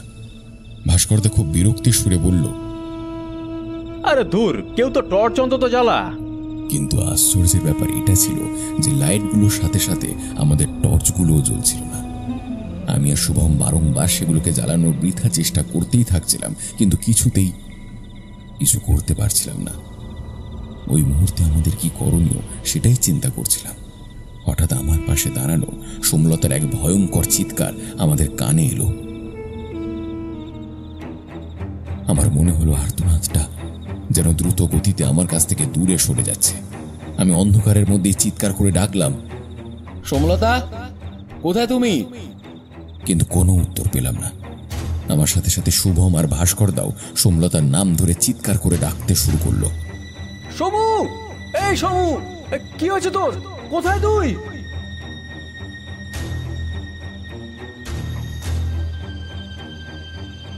তারপরে সব নিস্তব্ধ। আমার বুকের ভেতর হৃৎপিণ্ডটা তখন দুরন্ত গতিতে ছুটে চলা ট্রেনের থেকেও যেন দ্রুত চলছিল। অন্ধকারের মধ্যে দাঁড়িয়ে সোমলতার কি হলো সেটাই চিন্তা করছিলাম। হঠাৎ দেখলাম হ্যালোজেনের লাইটগুলো আবার নিজে থেকেই জ্বলে উঠল। এমনকি হাতে ধরা টর্চটা, যেটা এতক্ষণ চেষ্টা করেও আমি জ্বালাতে পারছিলাম না, সেটাও জ্বলে গেল। কিন্তু এ কি, সোমলতা কই? আমরা সবাই নিজেদের জায়গায় একইভাবে দাঁড়িয়ে আছি, শুধু আমার পাশে সোমলতা নেই। ওর মাউথ স্পিকারটা দেখতে পেলাম মাটিতে পড়ে আছে। প্রচন্ড ভয় ওই ঠান্ডার মধ্যেও আমরা তিনজন ছেলে তখন ঘামতে শুরু করেছিলাম। ভাস্করদা পাগলের মতো সোমলতার নাম ধরে ডেকেই চলছিল। হঠাৎ মিনিট খানেক পর আমাদের সবাইকে অবাক করে দিয়ে একটা তালাবন্ধ ঘরের দরজা খুলে হাসি মুখে সোমলতা বাইরে বেরিয়ে এলো। ভাস্করদা একটু রাগী গলায় ওকে বলল, এই এই তুই কি করতে গিয়েছিলি ওখানে? বাইরে তোমরাই তো কখন থেকে আমাকে ভিতু ভিতু বলছো, তাই তো তোমাদেরও একটু ভয় দেখালাম। সত্যি বলো, ভয় পেয়েছো কিনা? ওর গলার স্বরটা শুনে, ওর হাব ভাব দেখে আমার যেন কেমন একটু খটকা লাগলো। আমি ওকে বললাম, কিন্তু তুমি তালা খুললে কি করে? ওই ঘরে তো তালা লাগানো ছিল। আরে বাবা, এগুলো হলো 100 বছর আগেকার মরচে ধরা তালা। এক টান মারলাম আর খুলে গেল। উফ, ছাড়ো তো এসব, আগে এসো শুটিংটা শেষ করি। কথাগুলো বলার সময় সোমলতা যখন আমার দিকে তাকিয়েছিল, ওর চোখ দুটো কেন জানি আমার অন্যরকম লাগলো। মনে হলো এত নিষ্পলক ফ্যাকাশে চাহনি ওরা আগে তো কখনো দেখিনি। ভাস্করদা আবার ক্যামেরা অন করলো আর শুভম অ্যাকশন বলল। সাথে সাথে সোমলতা ক্যামেরার দিকে তাকিয়ে বলতে শুরু করলো, নমস্কার বন্ধুরা, এখন আমরা নৌলক্ষা প্যালেসের যেই ঘরে দাঁড়িয়ে আছি, এটা সেই ঘর যেখানে দিনের পর দিন শিবানীকে মারাত্মক যন্ত্রণা দিয়ে হত্যা করেছিল ওই শয়তান তান্ত্রিক রুদ্রনাথ। হ্যাঁ, শিবানীর ওটা আত্মহত্যা ছিল না, ওটাকে হত্যাই বলা চলে। আমরা তিনজনই বিস্ময়ে হতবাক হয়ে গেলাম। সোমলতা এসব কি বলছে? এগুলো তো স্ক্রিপ্টের কোথাও লেখা ছিল না। তাহলে এসব তথ্য পেল কি করে? আর এই শিবানী এবং রুদ্রনাথটাই বা কারা? আমি সোমলতাকে থামাতেই যাচ্ছিলাম, এমন সময় ভাস্করদা ঠোঁটে আঙুল দিয়ে আমার চুপ থাকার ইশারা করলো। এর অর্থ হলো এই যে এখন ও যা কিছু বলছে বলতে দাও, পরে সব জিজ্ঞেস করা যাবে। সোমলতা নিজের মতো করেই বলতে শুরু করলো। বন্ধুরা, আজ আমি আপনাদের শোনাতে চলেছি এই 9 লক্ষা মহলের গল্প, এর পিছনে লুকিয়ে থাকা নির্মম ইতিহাসের গল্প, আর শোনাতে চলেছি শিবানীর গল্প। এই ঘটনার সূত্রপাত আজ থেকে প্রায় 118 বছর আগে। তখন দরভাঙা রাজ্যের মহারাজ ছিলেন শ্রী লক্ষ্যেমশ্বর সিং। ওনার রাজত্বেই অন্তর্ভুক্ত ছিল একটি ছোট গ্রাম রাজনগর। সেই রাজনগর গ্রামে 16 বর্ষীয়া এক কন্যা ছিল, নাম শিবানী। শৈশব থেকেই শিবানীকে গায়ের সকলে মা দুর্গার অংশ হিসেবে মেনে নিয়েছিল। অবশ্য তাদের এই বিশ্বাসের পেছনে যথেষ্ট কারণও ছিল। শিবানী একাধারে যেমন ছিল রূপে লক্ষ্মী, তেমনই ছিল গুণে সরস্বতী। ভাগ্যলক্ষ্মী সদা সর্বদাই যেন ওর ওপর প্রসন্না হয়ে থাকতেন। তাই তো শিবানীর পদচিহ্ন যে স্থানেই পড়ত, সেখানকার সকল দুঃখ কষ্ট মুছে গিয়ে সুখ সমৃদ্ধিতে ভরে উঠত সেই স্থান। শুধুমাত্র শিবানীর নিষ্পাপ নির্মল হাসি দেখে যে কত মুমূর্ষ রোগী সুস্থ হয়ে উঠেছিল তা গুণে শেষ করা যাবে না। অনাবৃষ্টির প্রকোপে যখন গ্রামের পর গ্রাম ফসল নষ্ট হওয়ার উপক্রম, তখন মাত্র ওর একবার আহ্বানে আকাশের বুক চিরে নেমে আসতো প্রবল বারিধারা। এই সমস্ত আশ্চর্য ঘটনা শোনার পর আপনারা যদি ভেবে থাকেন যে শিবানীর মধ্যে কোনো দৈব শক্তি বা অত্যেন্দ্রিয় ক্ষমতা ছিল, তাহলে আপনারা ভুল ভাবছেন। ওই গ্রামের আর 5টা মেয়ের মতোই সাধারণ ছিল, কিন্তু তবুও কেন জানি ওর সরল আবেদনে স্বয়ং ভগবানও বারংবার সাড়া দিতে বাধ্য হতেন। আর ঠিক এই কারণেই এহেন গুণের অধিকারিণীকে সকলেই চাইতো তাদের নিজের ঘরের গৃহলক্ষ্মী বানাতে। কিন্তু এই একটা ব্যাপারে শিবানী ছিল বড়ই খুঁতখুঁতে। যতই সম্বন্ধ আসতো, ওর কাউকেই যেন মনে ধরতো না। হয়তো শিবানীর মনে শিবের যে প্রতিচ্ছবি অঙ্কিত ছিল, তার সন্ধান ও তখনও পেয়ে উঠছিল না। অপরদিকে শিবানীর মাতা পিতা ওর বিবাহ নিয়ে চিন্তিত থাকলেও এই বিষয়ে ওরা কখনোই কন্যার পছন্দের বিরুদ্ধাচারণ করতো না। সোমলতা এবার একটু থামলো। লক্ষ্য করলাম এতক্ষণ শিবানীকে নিয়ে বলার সময় ওর চোখের তারায় যে উজ্জ্বলতা ফুটে উঠেছিল, তা ক্রমশ মিলিয়ে গিয়ে একটা ক্ষোভ জমা হতে থাকলো। সোমলতা আবার বলতে শুরু করলো। এবার আসি আরেকজনের কথায়, যার নাম রুদ্রনাথ। সে ছিল একজন তান্ত্রিক। আমি আগেই আপনাদের জানিয়েছি, মহারাজ লক্ষ্যেমশ্বর সিংহের ছোট ভাই শ্রী রামেশ্বর সিং ছিলেন তন্ত্রমন্ত্রে বিশ্বাসী। আর ওনার এই বিশ্বাসের সুযোগ নেই দরভাঙা রাজপ্রাসাদে আগমন ঘটেছিল রুদ্রনাথের। নিজের ছলা কলা তন্ত্রমন্ত্রের কৌশলের মাধ্যমে রুদ্রনাথ খুব অল্প কদিনেই রামেশ্বর সিংহের প্রিয় পাত্র হয়ে উঠল। ওর অলৌকিক ক্ষমতার কথা ক্রমশ ছড়িয়ে পড়তে লাগলো দিক বিদিকে। এইরকম একটা সময় একদিন শিবানীর মা শিবানীকে নিয়ে এলেন দরভাঙা রুদ্রনাথ তান্ত্রিকের কাছে। ইচ্ছে ছিল তার মেয়ের কুষ্ঠিতে আদপে বিবাহ যোগ আছে কিনা সেটা জানার। কিন্তু শিবানীকে প্রথমবার দেখা মাত্রই তার সৌন্দর্যে মোহিত হয়ে পড়লেন সেই শয়তান তান্ত্রিক। মনে মনে ওর কামনার জোয়ার বইতে লাগলো। এরপর রুদ্রনাথ যখন শিবানীর কুষ্ঠি গণনা করল, তখন ও বিস্ময়ে আরো হতবাক হয়ে গেল। ও জানতে পারল শিবানীর মধ্যে এমন এক শক্তি আছে, তার দ্বারা ও যার কাছেই নিজেকে স্বইচ্ছায় সঁপে দেবে, সে হয়ে উঠবে অসীম ক্ষমতাশালী ও ধন ঐশ্বর্যের অধিকারী। রুদ্রনাথের এটা বুঝতে বাকি রইল না যে শিবানী যদি নিজের ইচ্ছায় ওর সাথে মিলিত হতে সম্মত হয়, তাহলে ওর যেই সিদ্ধি লাভ হবে, সেই অপার শক্তির দ্বারা পৃথিবীর যে কোনো অসম্ভব কাজকেও সম্ভব করে ফেলতে পারবে। এমনকি দেবতাদের শক্তিও তখন ওর শক্তির কাছে ক্ষুদ্র হয়ে যাবে। এরকম একটা সুযোগ রুদ্রনাথ কিছুতেই হাতছাড়া করতে চাইছিল না। সারাক্ষণ ওর শয়তানি মস্তিষ্ক তখন শিবানীকে কাছে পাওয়ার চিন্তায় ব্যস্ত হয়ে পড়ল। এইভাবে কেটে গেল বেশ কয়েক মাস। রুদ্রনাথ বুঝতে পারছিল দরভাঙা রাজপ্রাসাদে বসে নিজের স্বার্থ চরিতার্থ করা ওর পক্ষে সম্ভব হবে না। এর জন্য ওকে রাজনগর গ্রামেই স্থায়ী বাসস্থান গড়তে হবে। এরপর পরিকল্পনা অনুযায়ী একদিন সন্ধ্যারতি করার সময় কুটিল রুদ্রনাথ রামেশ্বর সিংকে জানালো ও স্বপ্নে দৈব আদেশ পেয়েছে রাজনগর গ্রামে যদি 11খানা মন্দির প্রতিষ্ঠা করা যায় তবে সেটা রাজা ও প্রজা উভয়ের ক্ষেত্রেই মঙ্গলজনক সিদ্ধ হবে। অবুঝ রামেশ্বর সিং রুদ্রনাথের এই গোপন ষড়যন্ত্রের কোনো ধারণাই করতে পারলেন না এবং তৎক্ষণাৎ উনি মন্দির নির্মাণের সিদ্ধান্ত নিয়ে নিলেন। এমনিতে রামেশ্বর সিংয়ের বহুদিনের শখ ছিল রাজনগর গ্রামে একটি বহুমূল্য সুন্দর মহল প্রতিষ্ঠা করার। রুদ্রনাথের স্বপ্নের কথা শোনার পর উনি আর দেরি করলেন না। 11টি মন্দির দ্বারা বেষ্টিত একটি অত্যাকর্ষক মহল নির্মাণের কাজ অনতি বিলম্বেই শুরু করে দিলেন। এইভাবে অতিবাহিত হলো আরও কয়েক মাস। হঠাৎ একদিন রুদ্রনাথ রামেশ্বর সিংহের কাছে নিজের প্রস্তাব রাখলেন। মন্দির নির্মাণের কাজ বিধিসম্মত নিয়ম মেনে করার জন্য ওকে রাজনগরে গিয়ে থাকতে হবে। রামেশ্বর সিং খুশি মনে ওর এই প্রস্তাবে রাজি হয়ে গেলেন এবং জানিয়ে দিলেন মন্দির ও মহলের নির্মাণের ক্ষেত্রে রুদ্রনাথের কথাই হবে শেষ কথা।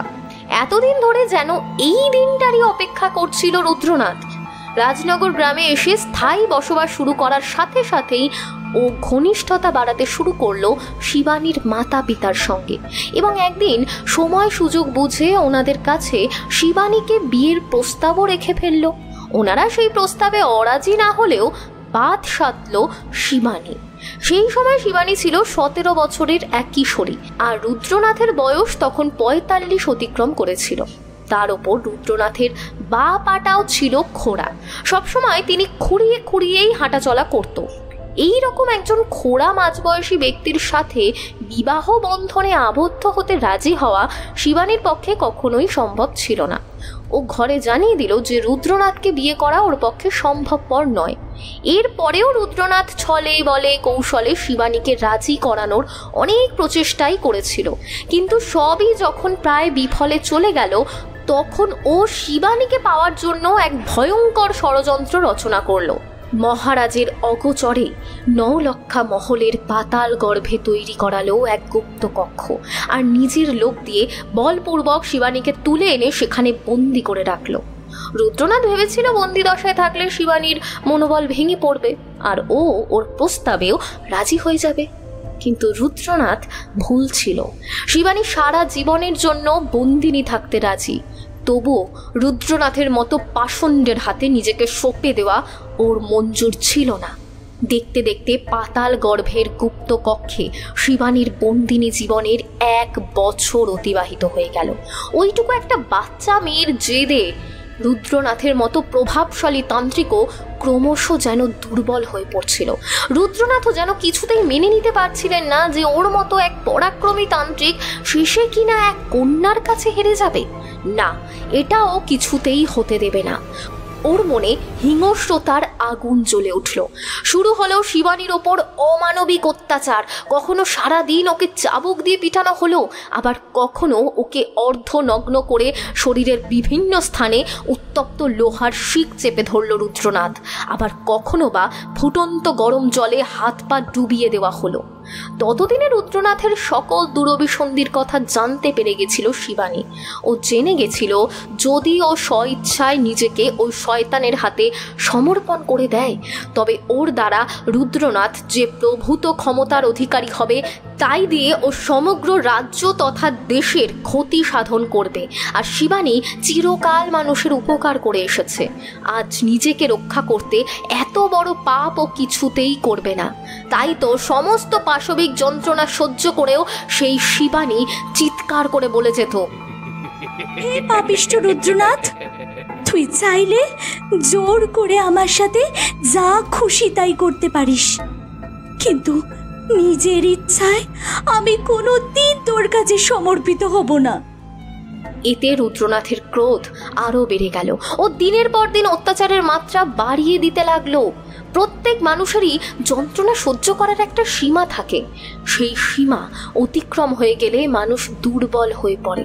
শিবানী বুঝতে পারছিল যে ও হয়তো আর বেশি দিন এই যন্ত্রণা সহ্য করতে পারবে না, কিন্তু নিজের জীবন থাকতে দেশের লোকের এত বড় ক্ষতি ও কি করে হতে দেবে? তাহলে কি করবে ও? শিবানীর মনে হলো এই ব্যথা যন্ত্রণার থেকে মুক্তি পাওয়ার শুধুমাত্র একটাই পথ খোলা আছে ওর সামনে, তা হলো মৃত্যু। সেই দিন রুদ্রনাথ কোনো কারণবশত মহলের বাইরে গেছিল। প্রতিদিনের মতো শিবানীর হাত দুটো ওই লোহার শিকলে আটকে যেতে ভুল হয়ে গিয়েছিল ওর। শিবানী যেন এতদিন ধরে এই দিনটারই অপেক্ষায় ছিল। রুদ্রনাথ বেরিয়ে যাওয়ার পরেই ধীরে ধীরে নিজের দুর্বল শরীর নিয়ে উঠে দাঁড়ালো শিবানী। এক পা দু পা করে এগিয়ে চলল বলির হাড়ি কাঠটার দিকে। হয়তো রুদ্রনাথের বলি দেওয়ার খড়গটা ওখানেই রাখা আছে। একদম ওটার সামনে এসে দাঁড়ালো। কাঁপা কাঁপা হাতে খড়গটা মাটি থেকে তুলে নিল শিবানী। তারপর সেটা দুই হাতে শক্ত করে তুলে ধরল নিজের গলার ওপর। মুহূর্তে একটা নির্মল হাসি খেলে গেল ওর ঠোঁটে। শেষবারের মতো বন্ধ কক্ষটার চারিদিকে একবার অশ্রু সজল চোখে তাকালো শিবানী। তারপরেই প্রবল বেগে নেমে এলো সেই খড়গ ওর গলা লক্ষ্য করে। না!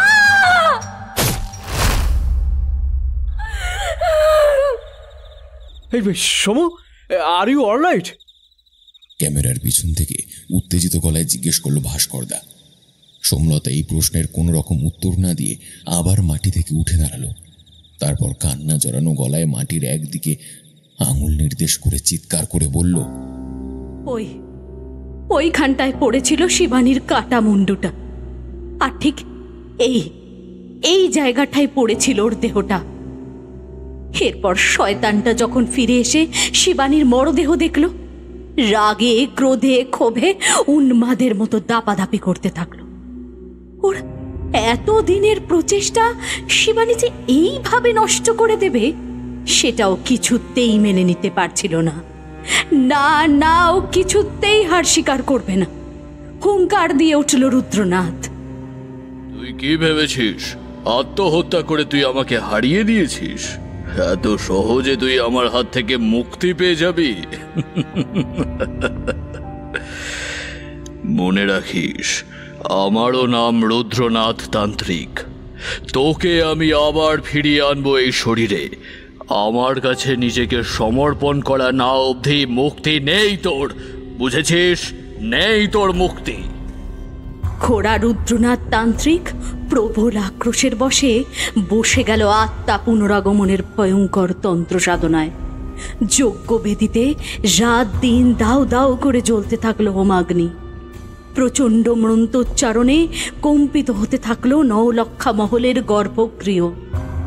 এরই মধ্যে একদিন রামেশ্বর সিং সিদ্ধান্ত নিলেন তিনি দ্বার ভাঙা ছেড়ে তার শখের 9 লক্ষা মহলে এসে স্থায়ীভাবে বসবাস শুরু করবেন। যদিও তখন এই মহলের নির্মাণ কার্য সম্পূর্ণ হয়নি, তবু রামেশ্বর সিং উদ্গ্রীব হয়ে উঠেছিলেন নিজের কাঙ্ক্ষিত মহলে আসবার জন্য। এই বার্তাটা রুদ্রনাথের কানে পৌঁছানো মাত্রই ও চিন্তিত হয়ে উঠল, কারণ ও জানত রামেশ্বর সিং যদি একবার এই মহলে এসে স্থায়ীভাবে বসবাস করতে শুরু করে তাহলে ওর পক্ষে আত্মা পুনরাগমনের ন্যায় কঠিন তন্ত্র সাধনা করা আর সম্ভব হবে না। তাই যে করেই হোক রামেশ্বর সিংকে এই মহলে আসা থেকে আটকাতেই হবে। অনেক চিন্তা করে একটা ভয়াবহ উপায় বার করল রুদ্রনাথ। ও 9 লক্ষা মহল থেকেই তান্ত্রিক পদ্ধতিতে সৃষ্ট এক ভয়ঙ্কর মরণ বাণ নিক্ষেপ করল রামেশ্বর সিংয়ের দাদা লক্ষ্মণেশ্বর সিংয়ের উদ্দেশ্যে। আর সেই মারণ বাণের আঘাতেই রাতারাতি মৃত্যুশয্যায় ঢলে পড়লেন মহারাজ লক্ষ্মণেশ্বর সিং। এইবার আপনারা বুঝলেন তো লক্ষ্মণেশ্বর সিংয়ের মতো সুস্থ সবল মানুষ কেন রাতারাতি মারা গেলেন? এর পেছনে সবটাই ছিল ওই ক্রূর রুদ্রনাথের কারসাজি। মহারাজ লক্ষ্মণেশ্বর সিং মারা যাওয়ার পর দ্বার ভাঙা রাজ সিংহাসন শূন্য হয়ে পড়ল। তাই রাজ দায়িত্ব পালন করতে বাধ্য হয়েই রাজা রামেশ্বর সিংকে সেখানে থেকে যেতে হলো। এরপরেও রামেশ্বর সিং বহুবার পরিকল্পনা করেছিলেন তার রাজ্যকে দ্বার ভাঙা থেকে রাজনগরে স্থানান্তরিত করার, কিন্তু প্রতিবারই সেই পরিকল্পনা ছলা কলা মন্ত্র দ্বারা বিভিন্ন কৌশলে ভেস্তে দিয়েছিল ঘোড়াতান্ত্রিক রুদ্রনাথ। মহারাজ বুঝতেও পারেননি যাকে তিনি সম্মানপূর্বক এই রাজমহলে স্থান দিয়েছিলেন সেই শয়তানি তার বিরুদ্ধে রচনা করে গিয়েছিল গভীর ষড়যন্ত্র। এইভাবে কেটে গিয়েছিল অনেকগুলো বছর। এর মধ্যে নওলক্ষা মহলও সেজে উঠেছিল নিজের প্রকৃত রূপে, কিন্তু ততদিনে কঠিন সাধনার দ্বারা আরো বেশি শক্তিশালী হয়ে উঠল রুদ্রনাথ।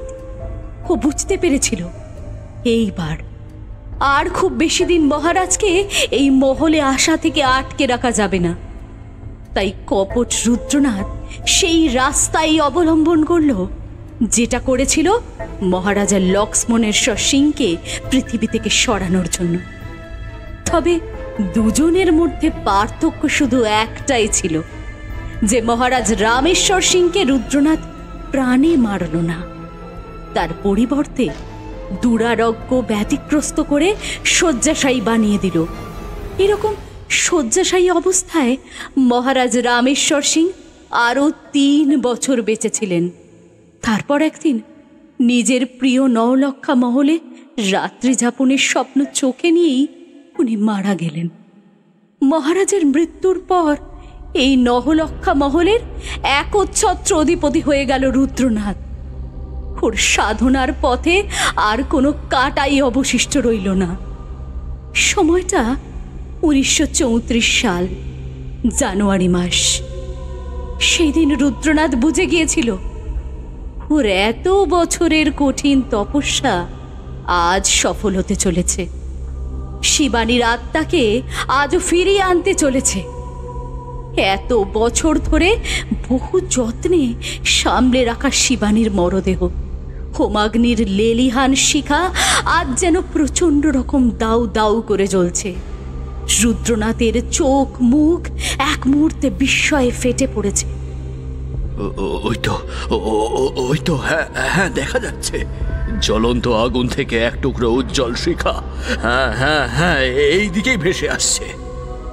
রুদ্রনাথ আজ এতটাই উচ্ছ্বসিত ছিল যে জ্বলন্ত আগুনের শিখাটার সাথে তার যজ্ঞ বেদিটারও যে মৃদু কম্পন হয়েছে সেই দিকে ওর একটুও খেয়াল ছিল না।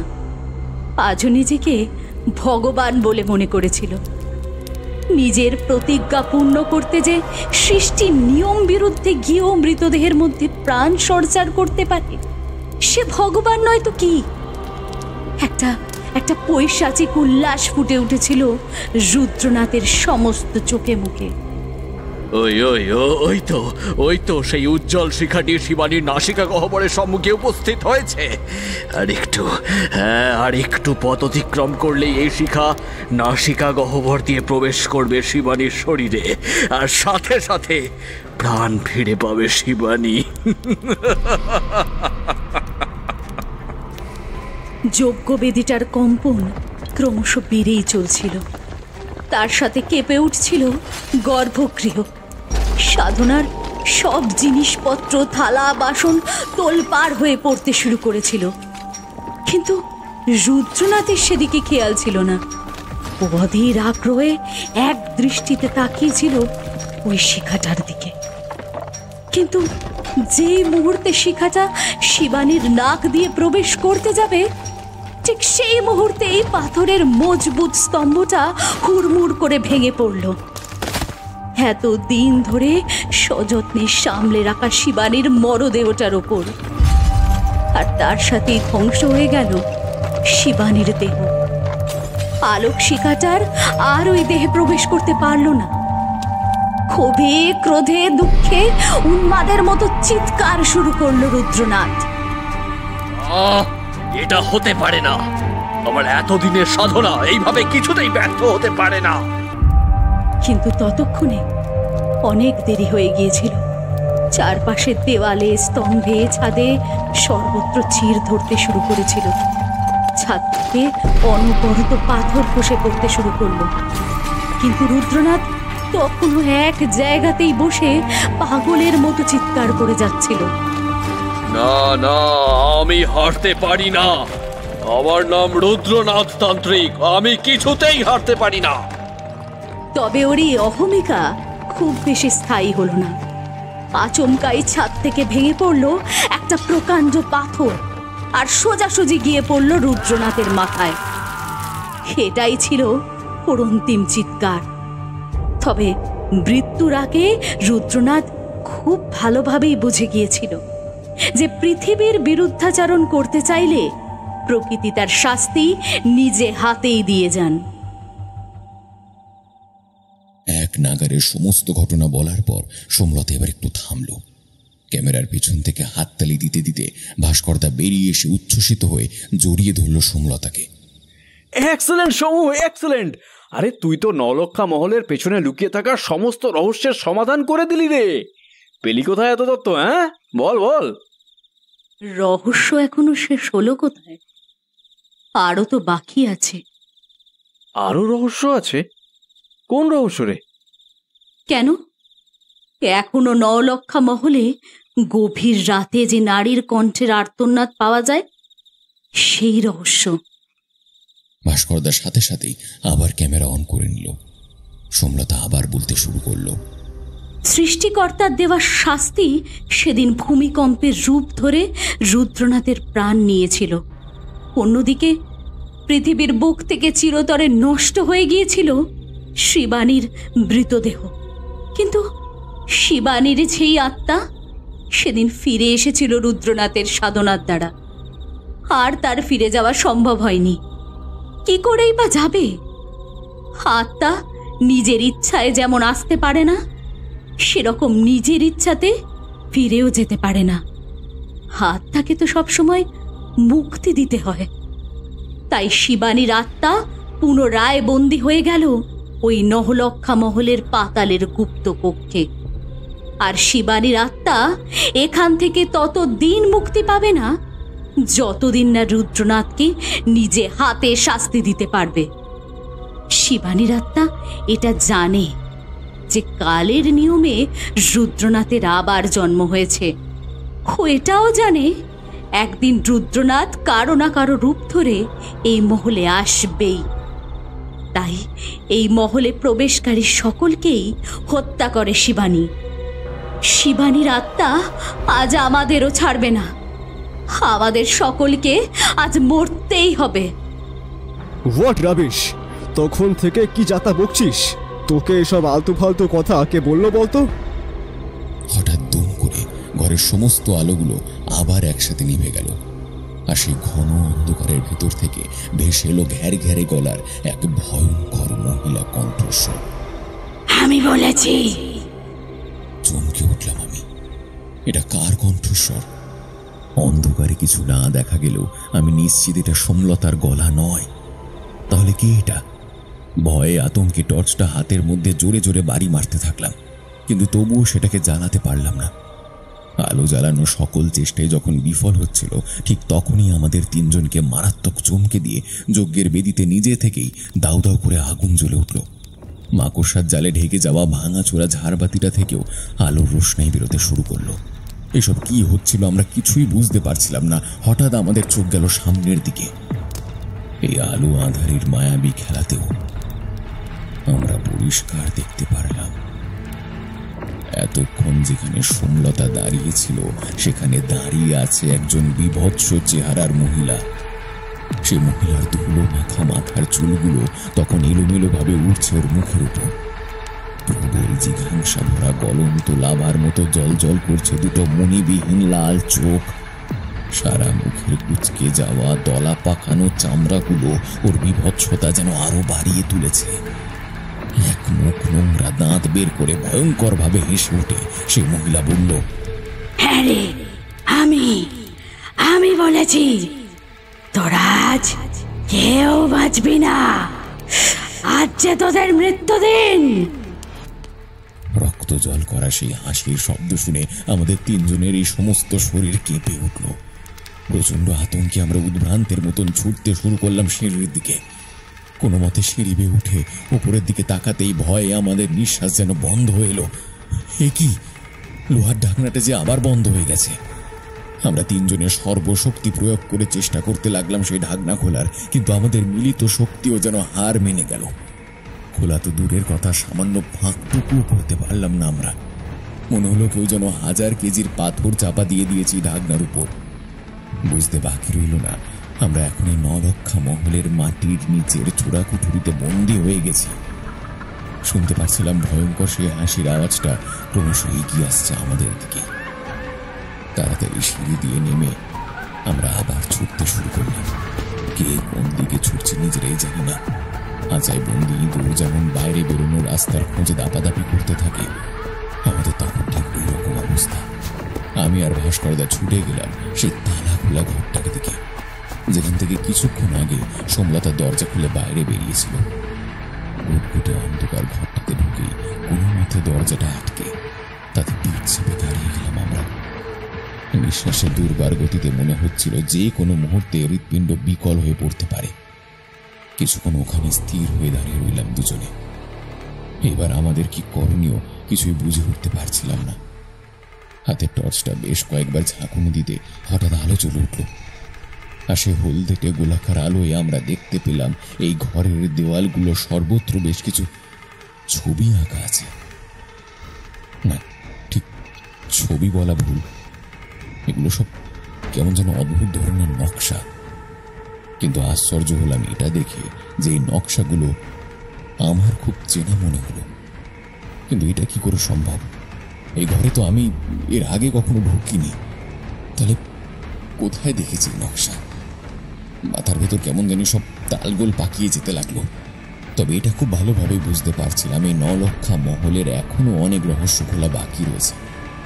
ভাস্করদাকে দেখলাম একটু একটু করে এগিয়ে চলল দেওয়ালটার দিকে। তবে কি আমার মতো ওরও চেনা লাগছে এই নকশাগুলো? কিছু বুঝে উঠতে পারছিলাম না কি ঘটছে আমাদের সাথে। শুধু বারবার মাথায় একটাই চিন্তা ঘুরপাক খাচ্ছিল, আমরা কি পারবো এই গর্ভগৃহ থেকে জীবিত বাইরে বেরোতে? ভাস্করদা সবে মাত্র 2-3 পা এগিয়েছিল, হঠাৎ মাটিতে পড়ে থাকা কিছুতে হোঁচট খেয়ে হুমড়ি খেয়ে পড়ে গেল। সেই দিকে টর্চের আলোটা ঘোরাতেই আমার শির দ্বারা বেয়ে যেন বরফ জলের স্রোত বয়ে গেল। ভাস্করদা যে জিনিসটার সাথে হোঁচট খেয়েছিল সেটা আর কিছুই না, সোমলতার মুন্ডবিহীন দেহ। তখনও গলা থেকে চুইয়ে পড়ছিল ফোঁটা ফোঁটা রক্ত। সোমলতা দেহের ঠিক পাশেই পড়েছিল সে অভিশপ্ত খড়গটা, যেটাতে শিবানী আত্মহত্যা করেছিল। সারা ঘর ভেসে যাচ্ছিল লাল রক্তে, আর তার মধ্যে পড়ে গিয়ে ভাস্করদাও সারা শরীরে ভিজে গেছিল সেই রক্ত। এরকম ভয়ঙ্কর একটা দৃশ্য চোখের সামনে দেখে ভাস্করদার চুপ থাকতে পারছিল না। বিস্ময়ে ভয়ে আতঙ্কে চিৎকার করে উঠল, সোমলতা! হঠাৎ আমাদের চমকে দিয়ে ঘরের অন্ধকার একটা কোণা থেকে ভেসে এলো সোমলতার উত্তর, হ্যাঁ বলো ভাস্করদা, এই তো আমি এখানে। এ কি, এ তো সোমলতারই গলার আওয়াজ। আমার সারা শরীরে যেন শিহরণ খেলে গেল। কাঁপা কাঁপা হাত দিয়ে সেই আওয়াজ লক্ষ্য করে টর্চের আলোটা ফেললাম। হে ভগবান, এ আমি কি দেখছি? মাটিতে কাত হয়ে পড়ে থাকা সোমলতার কাটা মুন্ডুটা হাসি মুখে কথা বলছে আমাদের সাথে।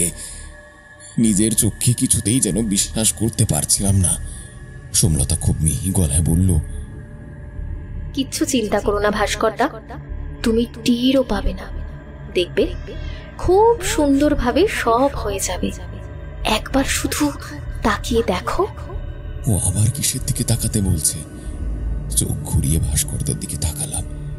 ভাস্করদা তখনও মাটিতেই বসেছিল, কিন্তু এ কি, ওটা কি?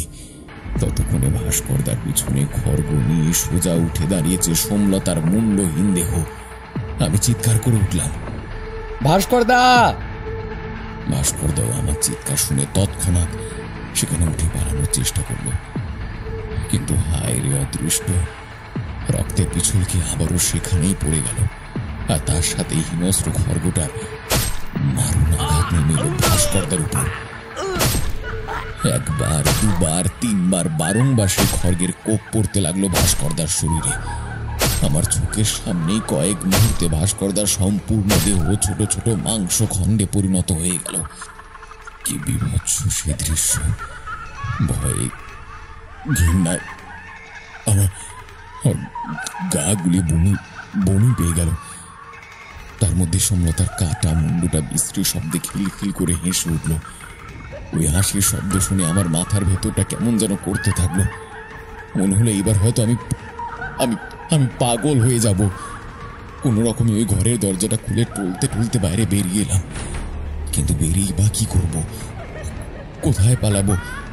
কোথায় গিয়েই বা লুকাবো? বুঝতে পেরে গেছিলাম এই বন্ধ পাতালপুরীর থেকে উদ্ধার পাওয়ার একটাই রাস্তা, আর তা হলো মৃত্যু।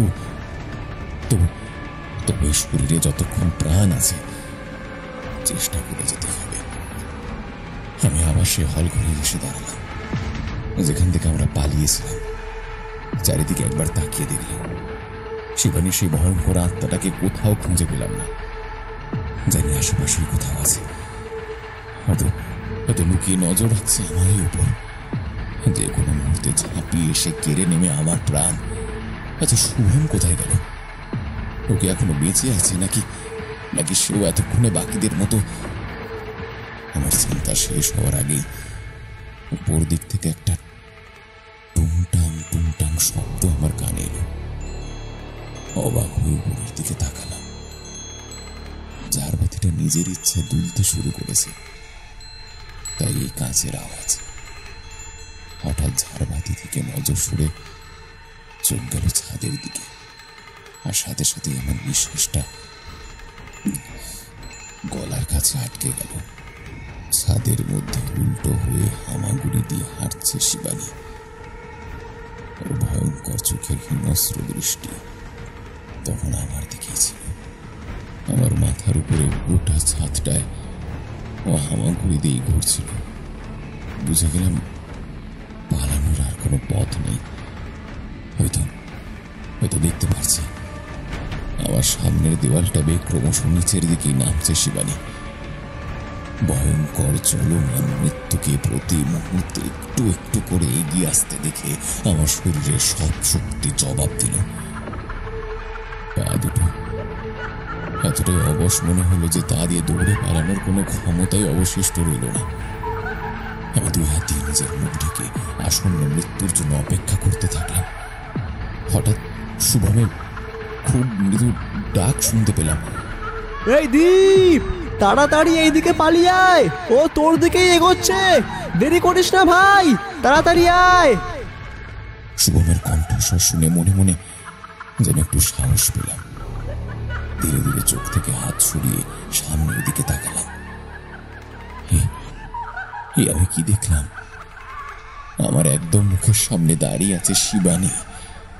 ওর চোখের ক্রূর দৃষ্টি তখন আমার দিকে নিবদ্ধ। ঠোঁটের ফাঁকে লেগে থাকা এক টুকরো পৈশাচিক হাসি জানিয়ে দিল আমার সময় সমাপ্ত। মৃত্যুর কাছে আত্মসমর্পণ করা ছাড়া আমার কোনো রাস্তা ছিল না। আবার নিজের দু চোখ বন্ধ করে নিলাম। বেশ কিছুক্ষণ সময় কেটে গেল। সবকিছু খুব নিস্তব্ধ লাগছিল। ঝাড়বাতি তোলার আওয়াজটাও শোনা যাচ্ছিল না। মৃদু একটা শব্দ পাচ্ছিলাম ঠিকই, তবে এইটুকু বুঝে গেছিলাম তখনও অব্দি আমার কিছু হয়নি। সাহস করে আবার নিজের চোখ আস্তে আস্তে খুলে সামনের দিকে তাকালাম। সাথে সাথে একটা চিৎকার বেরিয়ে এলো আমার গলা থেকে, না! দেখলাম আমার থেকে মাত্র কয়েক হাত দূরত্বে বসে শুভমের পেটের মধ্যে হাত ঢুকিয়ে প্রবল উল্লাস ওর নারী ভুঁড়িগুলো টেনে বাইরে বার করে আনছে শিবানী। ওই দৃশ্য দেখে আর সামলাতে পারলাম না নিজেকে। পাগলের মতো আবার ছুটতে শুরু করলাম সিঁড়ির দিকে। যে করে হোক আমাকে বাইরে বের হতেই হবে। এভাবে হাল ছেড়ে দিয়ে মৃত্যুর জন্য অপেক্ষা আমি কিছুতেই করব না। ঠিক তখনই ঘটে গেল আর এক আশ্চর্য ঘটনা। আমি যখন সিঁড়ির কাছে পৌঁছলাম তখন দেখলাম সিঁড়ি দিয়ে ব্যথা পা নিয়ে খোঁড়াতে খোঁড়াতে নেমে আসছে নীল। আমি ওকে এখানে দেখে যেন বিস্ময়ে হতবাক হয়ে গেলাম। আমাকে দেখে নীল উত্তেজিত গলায় বলল, আরে আরে দীপ, তোমরা সবাই ঠিক আছো তো? যোগিন্দর শর্মা নামে একজন লোক হোটেলে এসেছিল, আমায় বলল তোমরা নাকি সবাই খুব বিপদে পড়েছ। আরে তাই তো পা ব্যথা নিয়েও ছুটে এলাম। আমি যেন আকাশ থেকে পড়লাম। কে এই যোগিন্দর শর্মা? আর সে জানলই বা কি করে আমাদের বিপদের কথা? তবে এসব প্রশ্নের উত্তর জানার সময় এখন নেই আমার। আমি তখন শুধু দেখতে পারছিলাম বাইরে বেরোনোর দরজা খুলে গেছে, আর এখান থেকে আমাদের বেরোতেই হবে।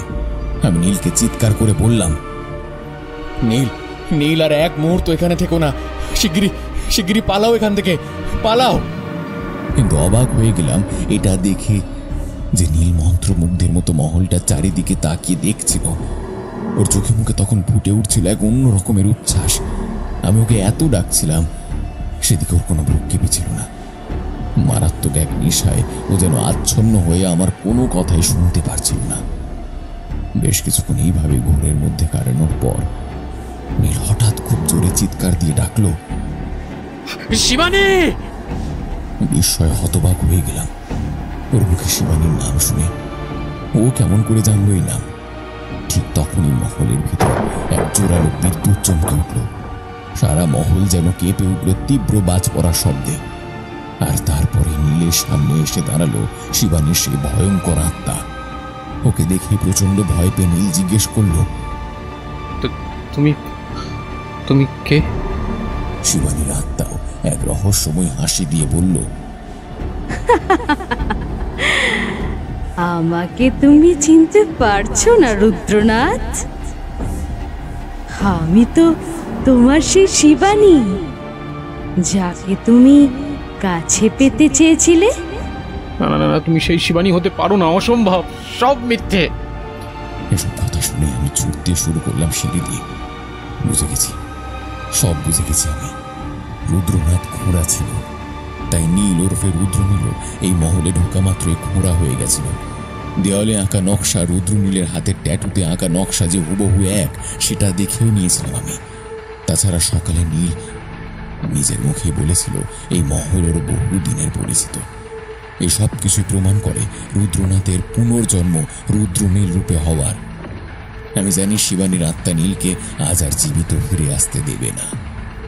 নিজে হাতে নীলকে বধ করে তবে এই মহলের বন্দি জীবন থেকে ও চিরকালের জন্য মুক্তি পাবে। রুদ্রনাথের এই শাস্তিটা প্রাপ্য ছিল, তাই নীলের জন্য দুঃখিত হয়ে কোনো লাভ নেই। আমি মনে সব জোর একত্রিত করে ছুটে চলতে শুরু করলাম ওই অন্ধকারের মধ্যে দিয়ে। হঠাৎ দূর থেকে শোনা গেল নীলের হৃদয় বিদারক আর্তচিৎকার, আর তার সাথেই ভেসে এলো শিবানীর পৈশাচিক উল্লাসের হাসি। বুঝতে পারলাম এই হাসি ওই মহল বন্দিনীর মুক্তির হাসি। আমি উন্মাদের মতো ছুটতেই থাকলাম। ওই তো দেখা যাচ্ছে প্রধান দ্বার, আর একটু, আমি প্রায় এসেই গেছি। এরপরেই আমি মুক্তি পেয়ে যাব এই অভিশপ্ত মহল থেকে। হঠাৎ কোনো কিছুতে খুব জোরে ধাক্কা খেলাম। চোখের সামনে অন্ধকারটাও আরো গভীর হয়ে নেমে এলো। জ্ঞান হারিয়ে পড়ে গেলাম আমি। যখন হুঁশ ফিরল তখন পূবের আকাশ ফর্সা হয়ে দিনের আলো ফুটেছে। দূর থেকে ভেসে আসছিল পাখিদের কলতান। কোনো রকমে উঠে বসলাম মাটির মধ্যে। মাথাটা খুব যন্ত্রণা করছিল, সাথে হাঁটুর কাছটাও মনে হয় ফুলে গেছিল। ভালো করে তাকিয়ে দেখলাম নলক্ষা মহলের প্রধান দ্বারের সামনে পড়ে আছি।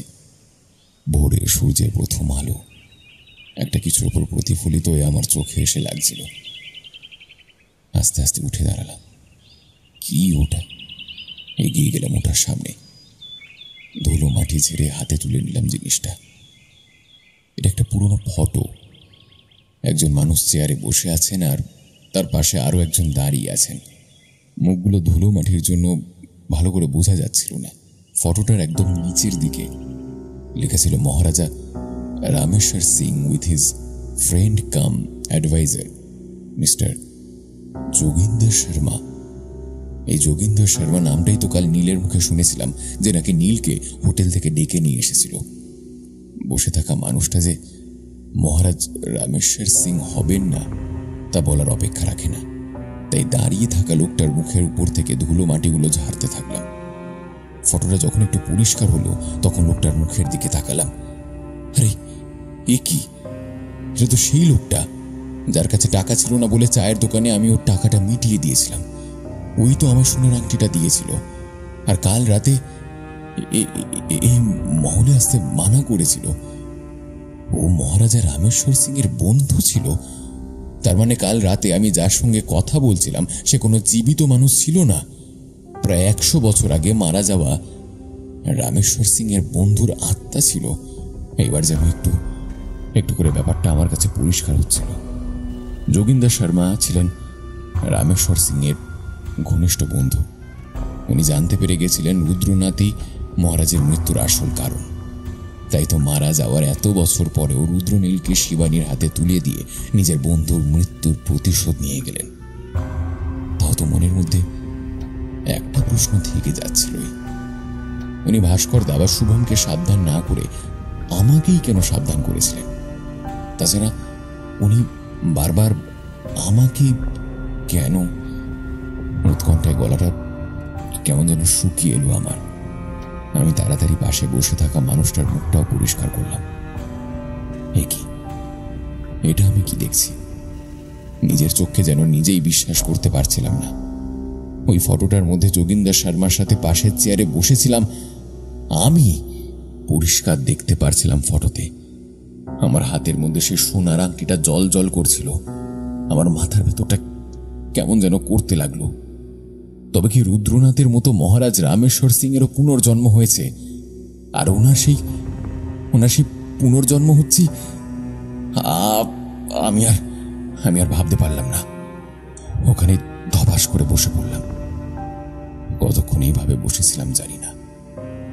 বাইরে সোনালি আলোয় চারিদিকটা খুব ঝলমল করছিল, আর সেই আলোতেই আমার মনের সব অন্ধকার দূর হয়ে গেছিল।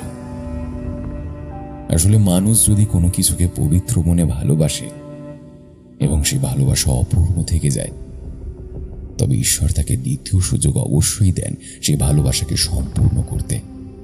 মহারাজ রামেশ্বর সিং ও হয়তো এই মহলকে সেইভাবেই ভালোবেসেছিলেন, কিন্তু তার ভালোবাসা অপূর্ণ থেকে গেছিল। 9 লক্ষা মহলে একটি রাতও কাটাতে না পারার আক্ষেপ নিয়েই তিনি মারা গেছিলেন। ভগবান তাই এই জন্ম দিয়ে ওনার স্বপ্ন পূরণ করে দিলেন। এইবার আমি বুঝতে পেরেছি কেন যোগিন্দর শর্মা আমায় মহারাজ বলে ডাকছিলেন, কেন শিবানী সকলের ক্ষতি করলেও আমার কিছু করেনি। কারণ আমায় দেখে, আমার হাতের ওই আংটিটা দেখে শিবানীর আত্মাও চিনে গেছিল আমি মহারাজা রামেশ্বর সিং। একটা দীর্ঘ নিঃশ্বাস বেরিয়ে এলো আমার। নিজের হাতের দিকে তাকালাম, দেখলাম আঙুলটা খালি। বুঝলাম আংটিটার কাজ শেষ হয়ে গেছে, তাই যথাস্থানে সে ফিরে গেছে। দিনের আলোয় জীর্ণ মহলটাকে দেখে বড্ড মায়া লাগছিল। কাল থেকে আজ অব্দি কত কিছু ঘটে গেছে এই মহলে, কত ইতিহাস পরিবর্তন হয়ে গেল এই একদিনে। কিন্তু এরপরেও সবাই বলবে রাজা রামেশ্বর সিং এই মহলে একটি রাতও কাটাতে পারেননি। কেউ জানতেই পারবে না রামেশ্বর সিং এর অসফল স্বপ্ন এই জন্মে সফল হয়েছে। যাক, কেউ না জানলেও এই মহল তো জানবে তার আসল মালিক মহারাজা রামেশ্বর সিং তাকে বঞ্চিত করেননি। বাকি কেউ নাই বা জানে প্রকৃত ঘটনা, নাই বা হোক ইতিহাসের পরিবর্তন, ক্ষতি কি তাদের?